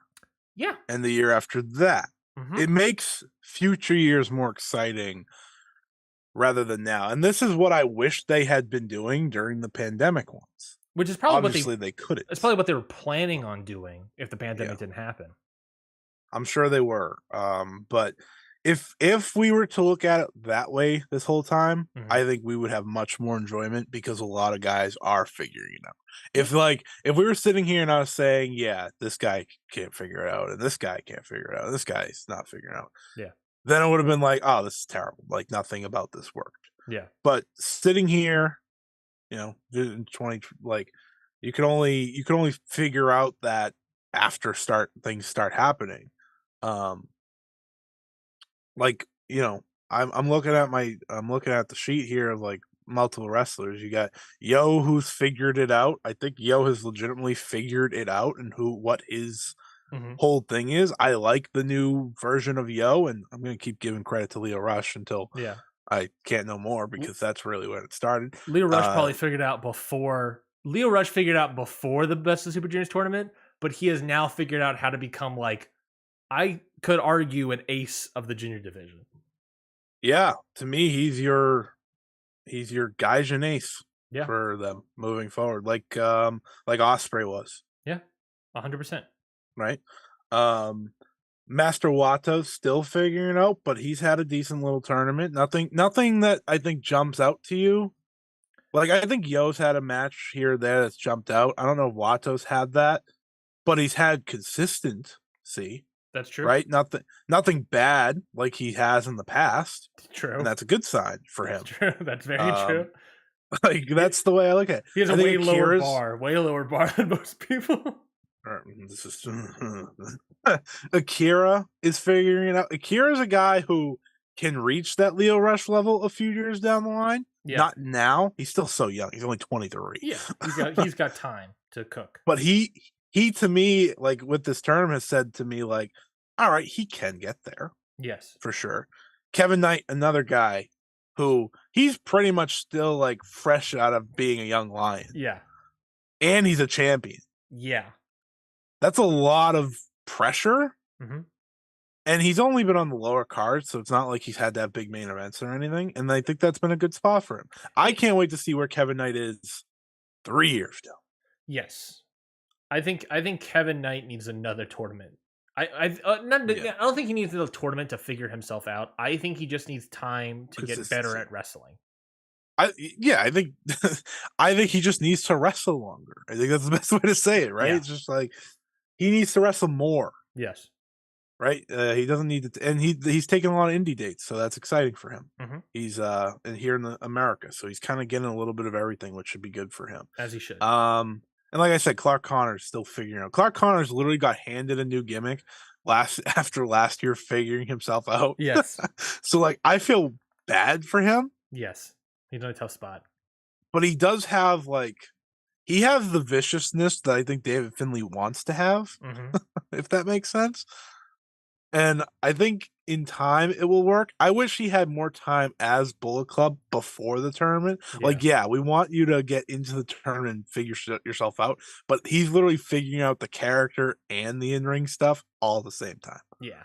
Like, Clark Connors comes off to me as like this really nice guy. He has to be a prick. Yeah. It's like, oh man, poor guy. Do But you yeah, have that's how I look at the tournament. Do you have a match of the tournament so far? Leo and Hiromu probably. This one might surprise you, or maybe it won't. Leo and Teton. That was a great one. No, I love that match. That was fair. That was like exactly I think what people think the best of Super Juniors is. Leo and Teton is what Yeah. I wanted Leo Hiromu to be. Does that make sense? That's fair. That Yeah, you because want the full out sprint. yeah, because Hiromu doesn't quite get there for me anymore, but Teton can, and I'm pulling all my cards onto Teton. That's what I want. But yeah, I think Teton had great back to back days with him and Speedball. They had 2 Mhm. back to back sprints. Yeah. Rather than like full out matches. And I think that fits better for Teton. Obviously. Yeah. I want more Lucha in these. I think that's one of the upsetting parts going to this. Like I wanted a Soberano Jr. or Templario. Someone else from CMLL. Soberano Jr. is not doing anything. Templario is like actively in storylines and winning titles. Soberano Jr. I don't think is doing anything right now. I mean, the dream would have been having Mystico wrestle the same match 9 times, but beautiful. It's a great match. It's the best formula maybe I've ever seen in wrestling because I get excited every time I watch it.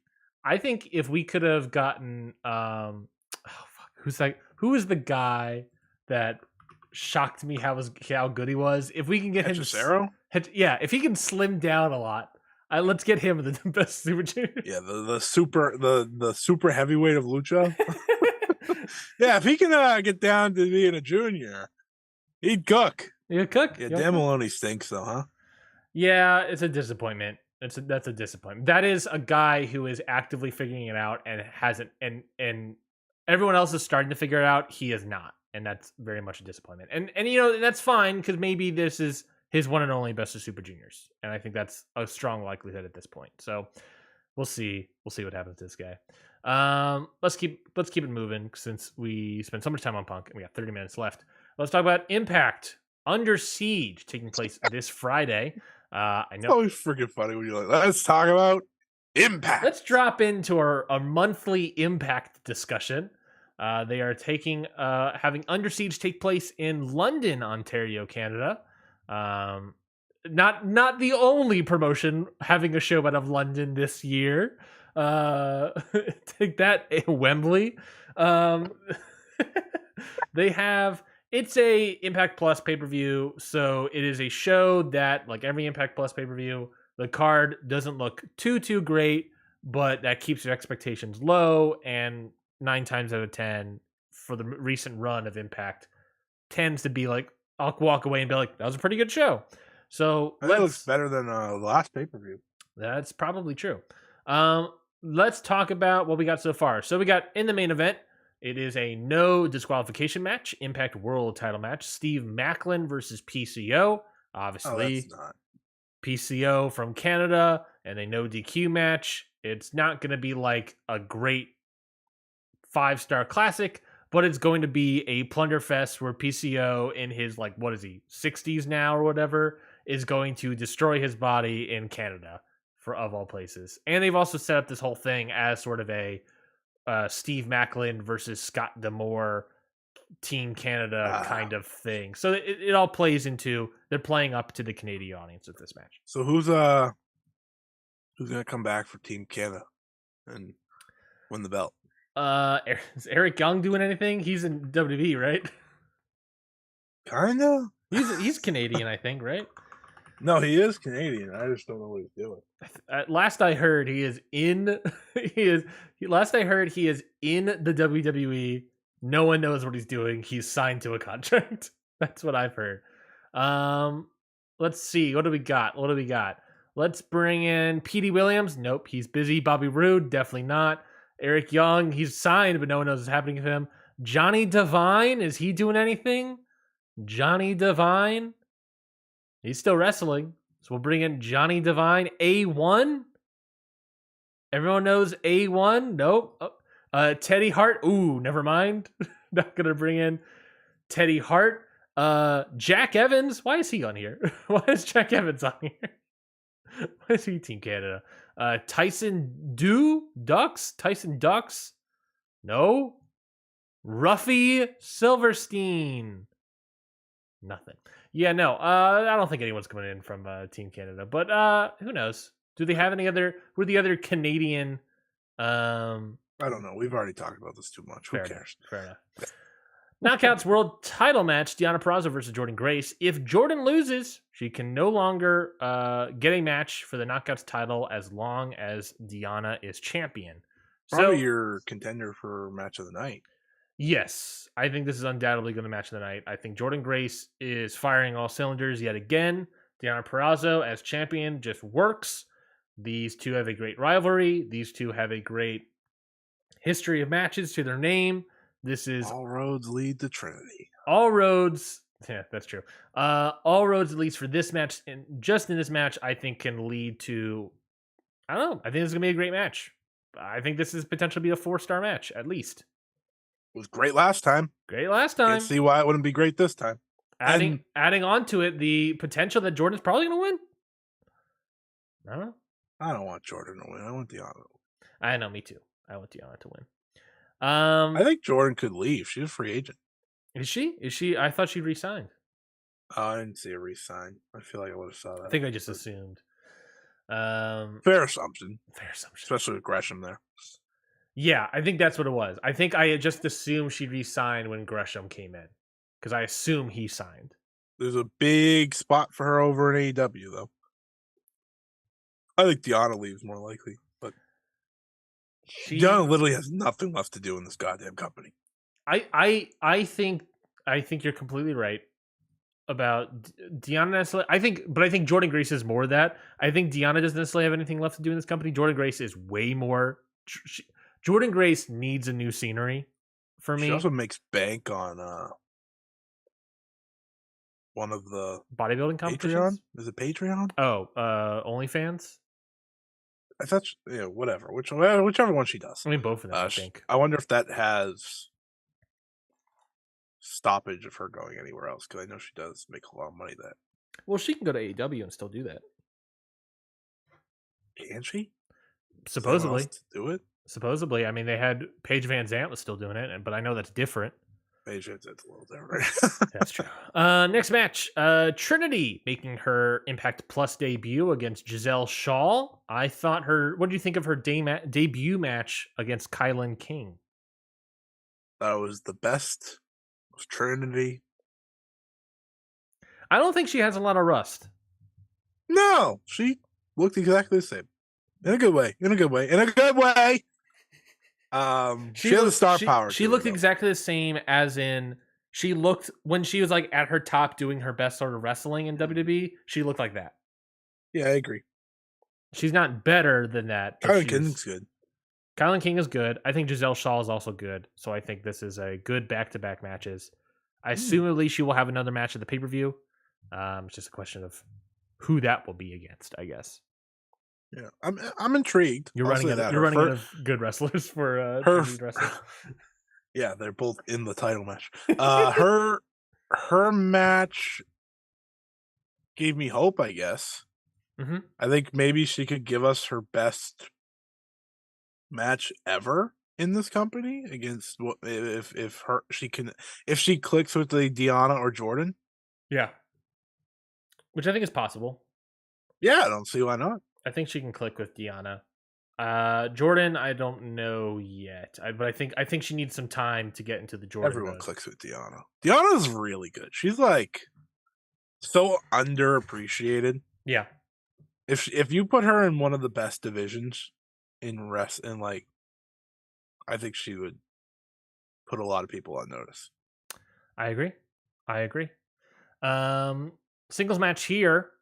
Kenny King versus Nick Aldis making his official Impact Wrestling return in a match against, like I said, Kenny King. How do you feel about Nick This Aldis? match will stink. How dare you? Kenny King is in this match. I know, he's your guy. He's your guy, but this is gonna be like the most like basic wrestling match Yeah, for I a think pay-per-view. it'd be good. I think this has potential to be a 3. Screams NWA World Title main event. I'm so proud that you're putting Kenny King in the main event scene of the NWA. But probably I mean, he would be like their biggest star. Kenny He King. was on The Bachelor. Brett. He would probably that would be his gimmick. Yep. Number 1 contenders match for the Impact World Title. It's a pretty good. big old scramble here. Moose versus Eddie Edwards versus Jonathan Gresham versus Yuya Uemura versus Alex Shelley versus Frankie Kazarian. I'd have Alex Shelley win. I think Alex Shelley Slammiversary main event. I like that. Yes, because the next pay-per-view is Slammiversary, right? If I'm not mistaken. Yeah. Yep. Against Steve Macklin. And you could build up the story. Alex Shelley finally trying to win the world title. Mm-hmm. That could be fun. Right to self. I would love to see Frankie Kazarian in another world title spot. Detroit's pretty close to Canada. Classic. Where is let's look into that. Maybe we can do something about that. Oh, actually technically there's another Impact Plus Against All Odds next in Columbus, Ohio. Oh. Slammiversary is not till July 15th, so we got plenty of time to get there. Well, Against All Odds will be the next one. June 9th. That's very close. Jesus Christ. Holy crap. So it's like it is probably going to be whoever wins this match will be challenging for the world title in Columbus, Ohio at Against All Odds. So Nick Aldis is probably Slammiversary. That might make sense. So I don't know. I think here, no one's screaming Ohio to me. I don't think Yuya's yet. I think Alex Shelley would be interesting. I think Frankie Kazarian's interesting. Jonathan Gresham getting in there right now would be interesting, maybe. Nice little, I think Steve Macklin needs solid defenses before losing it to Nick Aldis. So Jonathan Gresham, I think, could be that at Against All Odds. That's only of Aldis sides, though. Yeah. Like full time. I assume Aldis is signed. He was signed to like a shorter deal, I know. Interesting. Well, I wonder if they wanted to wait and see how it would go. That's fair. Then maybe I don't know. I think ultimately his build is going to Slammiversary. But if he faces Nick Aldis in Slammiversary and then Steve Macklin wins, great. Steve Macklin needs like actual wins against good guys because that's why I'm booking him against Shelley. Or it would probably be Shelley, Edwards, or Moose, or Frankie. I don't know. Not Yuya. I'll tell you that. Yeah, Yuya's definitely not winning. X Division title match: Trey Miguel versus Chris Sabin. I mean, this should be really good. Yeah, Chris Sabin should win. Yeah. Yeah. I don't know. I don't know if he'll win. I think it's just another solid. Will he win? Nah. Probably not. Nah. This is interesting. Impact World Tag Team Title match: ABC, Ace Austin, Chris Bay, teaming up, of course, and defending their titles against Subculture, Flash Morgan Webster, and Mark Andrews. I forgot his name for a second. Alongside Danny Luna, the NXT UK Tag Team Subculture coming into Impact. Can you believe it? I remember them being good. They are. I think they're pretty good as a tag team. Can't tell you the last time they wrestled. Former NXT UK Tag Team Champions. Should be good. This is what I want out of Impact. These little moves. These are what you should be doing, Impact. The last time Mark Andrews wrestled was April 23rd. Was that the Revolution Rumble? No, it was actually an Attack came out swinging in Wales. Oh, Attack is back. Subculture also teamed in the ladder match for the 1PW tag team titles. Yes, they did. I've not seen that match yet. So they've stayed busy and working together. Yeah. They're waiting to see what happens with NXT UK. And maybe that gives me more hope actually. of them being here, then NXT UK isn't happening. No. Of them being good is that they've been wrestling. That's true. 6-man tag here. The Design versus Sami Callihan, Rich Swann, and a partner of I don't know who's choosing. Sami Callihan's. I presume. This is the continuous story of Sami Callihan defecting from the Design officially, and now he's going to be teaming up with Rich Swann and someone else in a 6-man grudge match. This guy's got nothing. Moving on to the Countdown Digital Media Championship match, Joe Hendry versus Dirty Dango. This is all because Dirty Dango brutally assaulted Santino Marella. And did you know that Ryan believes in Joe Hendry? Did you know that I am one of the people that least believe in Joe Hendry? I think you hate Joe Hendry. I think he stinks. Stinky poo poo. I think he's a stinky poo poo of a wrestler. I do not like Joe Hendry. I do not like Joe Hendry. Nailed it. I don't know the rest of the song. I think there's claps. I think there's claps involved. Anyways, I believed you. That's Impact.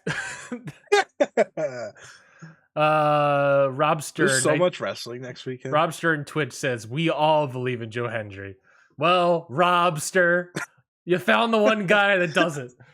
We don't believe in Joe Hendry. We're talking next weekend. Do you believe in Joe Hendry? Me? No, I think he stinks. Will not watch this match. I will. I will be watching this match. I know you will. I know you will watch Joe Hendry. No, stop with the clapping. So I just want to bring this up for next weekend because we will be recording next Friday. We're not done with the show, by the way, but I feel like I'm going to say this now because we previewed one show. Next weekend, we're recording Friday morning. Correct. So all these shows will not be touched. Correct. Yeah. So that means we're not hitting Under Siege on Friday. Yes, Friday's recording. This Friday will be the next episode. Clashing Champions. Mm-hmm. Night of Champions, or the Best of Super Junior final. Well, we're going to preview the Best of Super Juniors final. I meant review. Oh, yeah. Yeah, we're not going to be reviewing anything. Besides more Best of Super Juniors matches. Talking about whatever happens. Or Resurgence. We also won't be reviewing. Oh, no, Resurgence. We'll be reviewing Resurgence, which is tonight. All right. We'll review one show. There you go. We're gonna review Resurgence. We're gonna talk about Collision. Major weekend in wrestling. We're gonna preview three of them. Preview Night of Champions. If we don't have, we probably won't have time for this episode. So we're gonna preview Night of Champions. We're gonna review Resurgence. We're gonna talk about whatever happening with Collision. We're gonna preview Double or Nothing. Preview the Botched finals. And you will get a Double or Nothing review though. You will get it on patreon.com/countoutpod. We'll be doing our live Double or Nothing post show immediately following Double or Nothing on Sunday night. So I'm excited for that. And, I think we'll see what happens. So, yeah, we'll be recording. Next episode will be the Friday the 26th. We're not going to do our Sunday episode. And then I think we'll probably be recording. I think we've decided the next episode after that is Monday, June 5th. Because I will be out of town for a wedding. I believe, Scotty, you said your sister's graduation's that weekend as well. Yeah, we're going to have to talk about that. Great. We're going to have to talk about that. Great. All right. I'll pin that for later. Let's move on to Stardom Flashing Champions. So this show is happening this Saturday in Tokyo, Japan, the Ota City General Gymnasium. It's a classic sort of Stardom show. We got a lot of tag matches, multi-woman tag matches that, I don't know, we can do a quick thing about them. Do you have any thoughts on the first 5 matches of the show that are a bunch of tag matches and 6-woman and 8-woman tags? It'll be worth watching the stuff between Tommy and Saya, and it'll be worth watching Micah and Suzu's interactions. That is about all you need to know. I was gonna circle Micah and Suzu because there seems to be something brewing there. Yeah, which is interesting. Yeah. Sure is. I hope it's not a DDM offshoot. I don't know. I have no idea what it is. Truthfully, I've tried to figure it out. No idea. And sometimes it's okay not to have a clue. What are you, CM Punk over there? Let's talk about Let's talk about the title matches. High speed title match. Oh my god, Jade Cargill versus Taya Valkyrie is happening on pay-per-view? Jade Cargill. Yeah, yeah, that's happening. We'll get to Double or Nothing on Friday. What are you I'm doing? sorry. It popped up in my feed over here and I got messed up. High speed title match. Azumi versus Saki Kashima versus the returning Fukigen Death. I am so happy to give her the high speed title. I'm sorry, Azumi. I think your reign is officially over. And I think we're giving you the Fukigen Death. I can't wait. I think Sakash. Ooh, I mean, I don't want to disappoint you. But Fukigen Death. I don't want to disappoint you. But I just don't want to disappoint you because it's gonna be Fukigen Death, and I don't want you to be so upset about when it is because it should be and it shall be. But that, I mean, shall be. I don't know. I think this is going to be a fun little fast, quick match. With Saki Kashima in there and Fukigen Death in there. I don't think this match is going a lot of flash limit. pins. Yeah, I think it's a lot of flash pins. Don't blink. Don't blink. You know that song? Gwen Stefani? No. Right. Goddess of Stardom title match. The new heirs, Ami Sourei and Mirai versus Natsuko Tora and Momo Watanabe. We saw them challenge after the last show, and here is that match. What do you think about this match? I think this can be the best New Era's match to date. Yeah. Because I think Natsuko and Momo can bring out kind of what they're aiming for in terms of like kind of being a Haas team. I think they fit that better. I think Natsuko has done really good tag team work since coming back. And Momo's Momo. Momo could turn it on whenever she feels like it. And she usually does when she has a title match. So feel pretty good about this one. Mirai was hurt this past weekend. I'm just guessing that was to make sure she's good and ready to go for the pay-per-view. Like as they usually do. Like if it was, if it had been the pay-per-view this past weekend, I'm sure she would have wrestled, but they were like, you know what? Take a break. So should be a good match. This show's really about the last two matches more than anything. Yeah. Truthfully, it's really about the last match, but the next match is big in terms of seeing Kairi and Julia in the ring for the first time together. Yeah. For this tag team title match, I'm not expecting any sort of title change at this point. I think you're right in saying that there's a good chance it will be a good match, a very good match. I can totally see the New Eras winning here, so I'm not, same thing with like the Osme match in reality. I don't. The first two matches are gonna be like, oh, these are fun matches, but I'm not expecting any sort of title changes or anything really crazy to happen. So, right, your best match of the night will be the last two. Well, then let's get to it. The Artists of Stardom Championship. This is the 6-woman tag team match of Kairi Natsupoi and Sayori Anoa'i teaming up and defending their titles against Julia, Tekla, and Mai Sakurai. Yes, this is the first time we'll see Julia and Kairi share a ring together. Yes. That is pretty much the entire build. That's it, baby. That's all you need. It is those two saying, this is a big deal. We're finally going head to head in some form. Maybe it leads to a singles match. I don't know. The interesting thing is Kairi said recently on Twitter that she wants to wrestle more, and she's told the company as such. Ooh. So could be exciting time. Does that mean she's lowering her rate a little bit? I don't think she has as much of a rate with them. I think it's anyone else that may want her. She'll probably have a high rate, except for Kenta Kobashi, who booked her. I think she was like, "Yeah, sure, why not?" Yeah. I think it's exciting though because maybe it means obviously more defenses. I think defenses per pay-per-view is definitely a reality check, reality sort of thing. But I'm interested to see if we get a singles match between these two somewhere in the future, because it feels like that's where we're building to. That's kind of what they've been focused on. This should be really good, though. I know some people will see Mai Sakurai and they're really like, "Are you sure?" Well, listen, folks. Mai Sakurai is good enough, and the other 5 are great. So there you go. She's just going to be eating the pin. That's all you need to know about her. That's the only reason she's Tekla here. will probably eat the pin, actually. How Tekla dare eats a lot you? of pins. How That's just the dare truth. you? It's just the truth. It's not the truth that I like. It's the truth that has come true. First you attack me for Fukigen death, and now you're attacking me about Tekla? Hey, we together didn't believe in Johendry. I think that was fine. And now you don't believe in Tekla? How freaking dare you? Yeah, it should be good. Do you think Kyrie will be in the 5-star? If she wants to wrestle more, that's a good place to put it. I'm gonna say no for now. Okay, all right. Do you know anything? No, I have no idea on that end. I don't want to get my hopes up. Winner takes all main event here. The World and Wonder Stardom titles are on the line. Tam Nakano defending her world title and possibly winning the Wonder of Stardom title from Mina Shirakawa. I think everyone under their sun is suspecting a draw here. That would be a very long match for these two.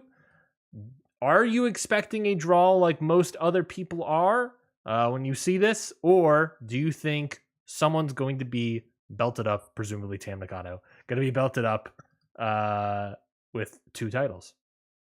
I would be genuinely shocked if we had a double champion. Same. Now... And it being Tam Nakano is also another aspect of like, I would be shocked if Tam Nakano was a double champion in this company. And I'd be even more shocked if it was Mina. So there you go. I'd be flabbergasted. That's the only other time that we've ever had a World and Wonder title match, they went to a double knockout. Yep. Not a time limit draw. So that's always in play. That's true. That being said, now that you have it in your mind that it's going to go long one way or the other, I think that will make the match better for people rather than just assuming like, oh, we're gonna get a winner. Like I've had way too many new people ask me about this, and it's not their fault. I'm happy for their curiosity, but a lot of people like, do you think they'll really be a double champion? Like, not a freaking shot. No, there's been one, ever, and it was Mayu.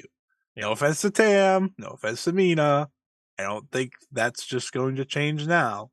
The story plays to this. The story is about Mina trying to prove that she's on Tam's level. Yep. Going to a draw proves that. Yeah. Simple enough. This is one of the times the draw is the right move. Yeah, I agree. I completely agree. You book the match because they're 2 of your biggest draws. They have the feud intact, and now you get out of the way. Yes. Easy. Easy peasy. Sniper. And the match should be great, I think. I think the match has potential to be very good.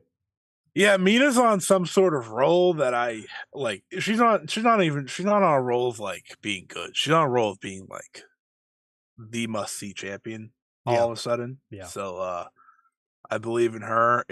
I'm wondering how emotional and stuff they're gonna get because they're gonna. Tam's here. But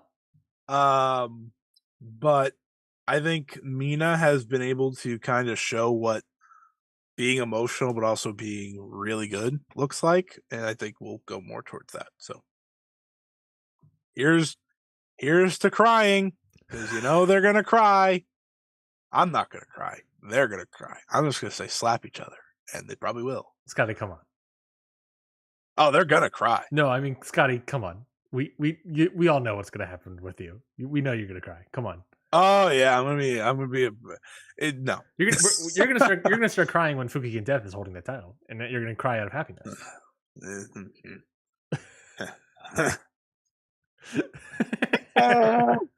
You start crying now at the idea. Well, I mean, I think that's it. I mean, I don't have any other thoughts about the show. I think the show, a lot of the matches are kind of tag matches or whatever. I think there's some interesting ideas that could play on the undercard, but ultimately, we're never gonna talk about it. Probably. Well, I don't know. A lot could happen within 2 weeks. I know. With CM Punk at the helm, with CM Punk being back, a lot could happen in 2 weeks. Yeah, no. I think this show is just another. Stardom has these shows every once in a while where it's like, all right, this is a good enough card. These should have good matches. I don't think this is going to be a blowaway. This is obviously like a B show sort of situation. So, it's going I to would be a. call it a B show if it didn't have a double world title match. I mean, it feels like a B show. That's what I mean. Yeah, the whole card does. I get that. Yeah. I get that. That being said, the it feels like a B show that is trying to sell tickets, and so they did a world title, wonder title, winner take all match that everyone believes is going to end in a draw. yes, So it seems like that's what it is. We need to sell tickets.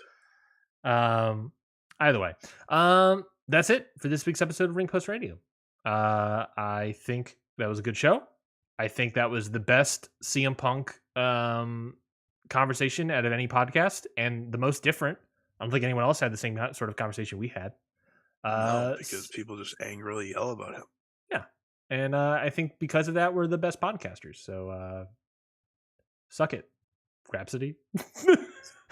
just call out one specific, let's call out one specific podcast. Rhapsody, Rhapsody's really good. No, they're good. Good for We good love them. We love them. Scotty, anything to plug? Match of the week. Let's talk about it. Let's go with that. Close up the shop. Plug. Check out the Hana Kimura series on Stardom Road if you haven't already. Second episode's up.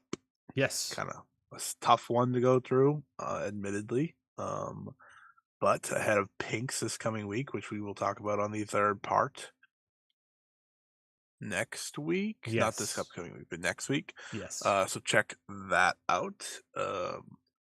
Those mean a lot. So I hope everyone's enjoying them. Great podcast series in general, really diving into all different aspects of Stardom. But the past couple episodes on Hana Kimura have been fantastic. People have already been raving and loving them. So definitely check it out. That's what we love to hear. Anything else to plug? I'll have a lot of Stardom content this week. Obviously, it's pay-per-view week, so by default that happens. What else?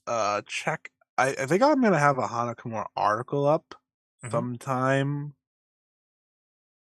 in the next day or two. It's funny because I'll explain how it happened. So I was editing an article about Hana Kimura. It was a great read. Everyone should go check it out if they want to. But nonetheless, so anytime you have to Google Hana Kimura, it kind of is tough because unfortunately everything that pops up is about her passing rather than anything she did prior. And I don't know, it just hit me harder than maybe ever last night. Not even last night, it was this morning at 3 a.m. Before I ended up writing 1,600 words about her. So that'll eventually drop. Don't know when, don't know where, but it'll drop. So keep an eye out for that. My match of the week, I'm going to leave you Chris Jericho and Roderick Strong because I'm a nice guy. I'll say Kazusada Higuchi versus Chris Brooks from the King of DDT final. That happened last night, Brooks right? Match. Last night? They happened today, technically. I guess. But last night, yes. Probably the best Chris Brooks match I've ever seen. Has to be the best match of his career, I'm guessing. Really good stuff. And DDT's kind of been bad or not bad, but a little low this year as compared to like when they had Takeshi and stuff. But that was a lot of fun. So that's my match of the week. I saw you raving about it. I saw Ashley from How to Talk to Your Friend About Wrestling raving about it. She's a big Chris Brooks fan as well. I was several people raving about it. So that's passing the bar for me. Looking like I got to check out this match. Brooksy, happy for Chris Brooks. He's good. And now indie legend Matt Cardona is coming in, so that's you gotta stay up to date with DDT folks. Well, I was gonna say, so do you want me to go modern or retro with my match of the week? I mean, you could either go with Roderick Strong, Chris Jericho, or you can go with something else. I guess that's the thing. I'll go with something else since we all know what the modern one's going to be, because I thought that falls kind of anywhere. That was probably our choice, both of our choices, but instead neither of us will say it. It was fucking awesome. I'm gonna go with Ring of Honor 2002, episode 2 of Ring of Honor, basically, not TV, but their second event ever. The main event of that show was the American Dragon Bryan Danielson versus Low Ki, and I went 5 stars on it. It was high key good. It was not low key good. It was high key good. But low key was great in it. It was fantastic. It was very, very good.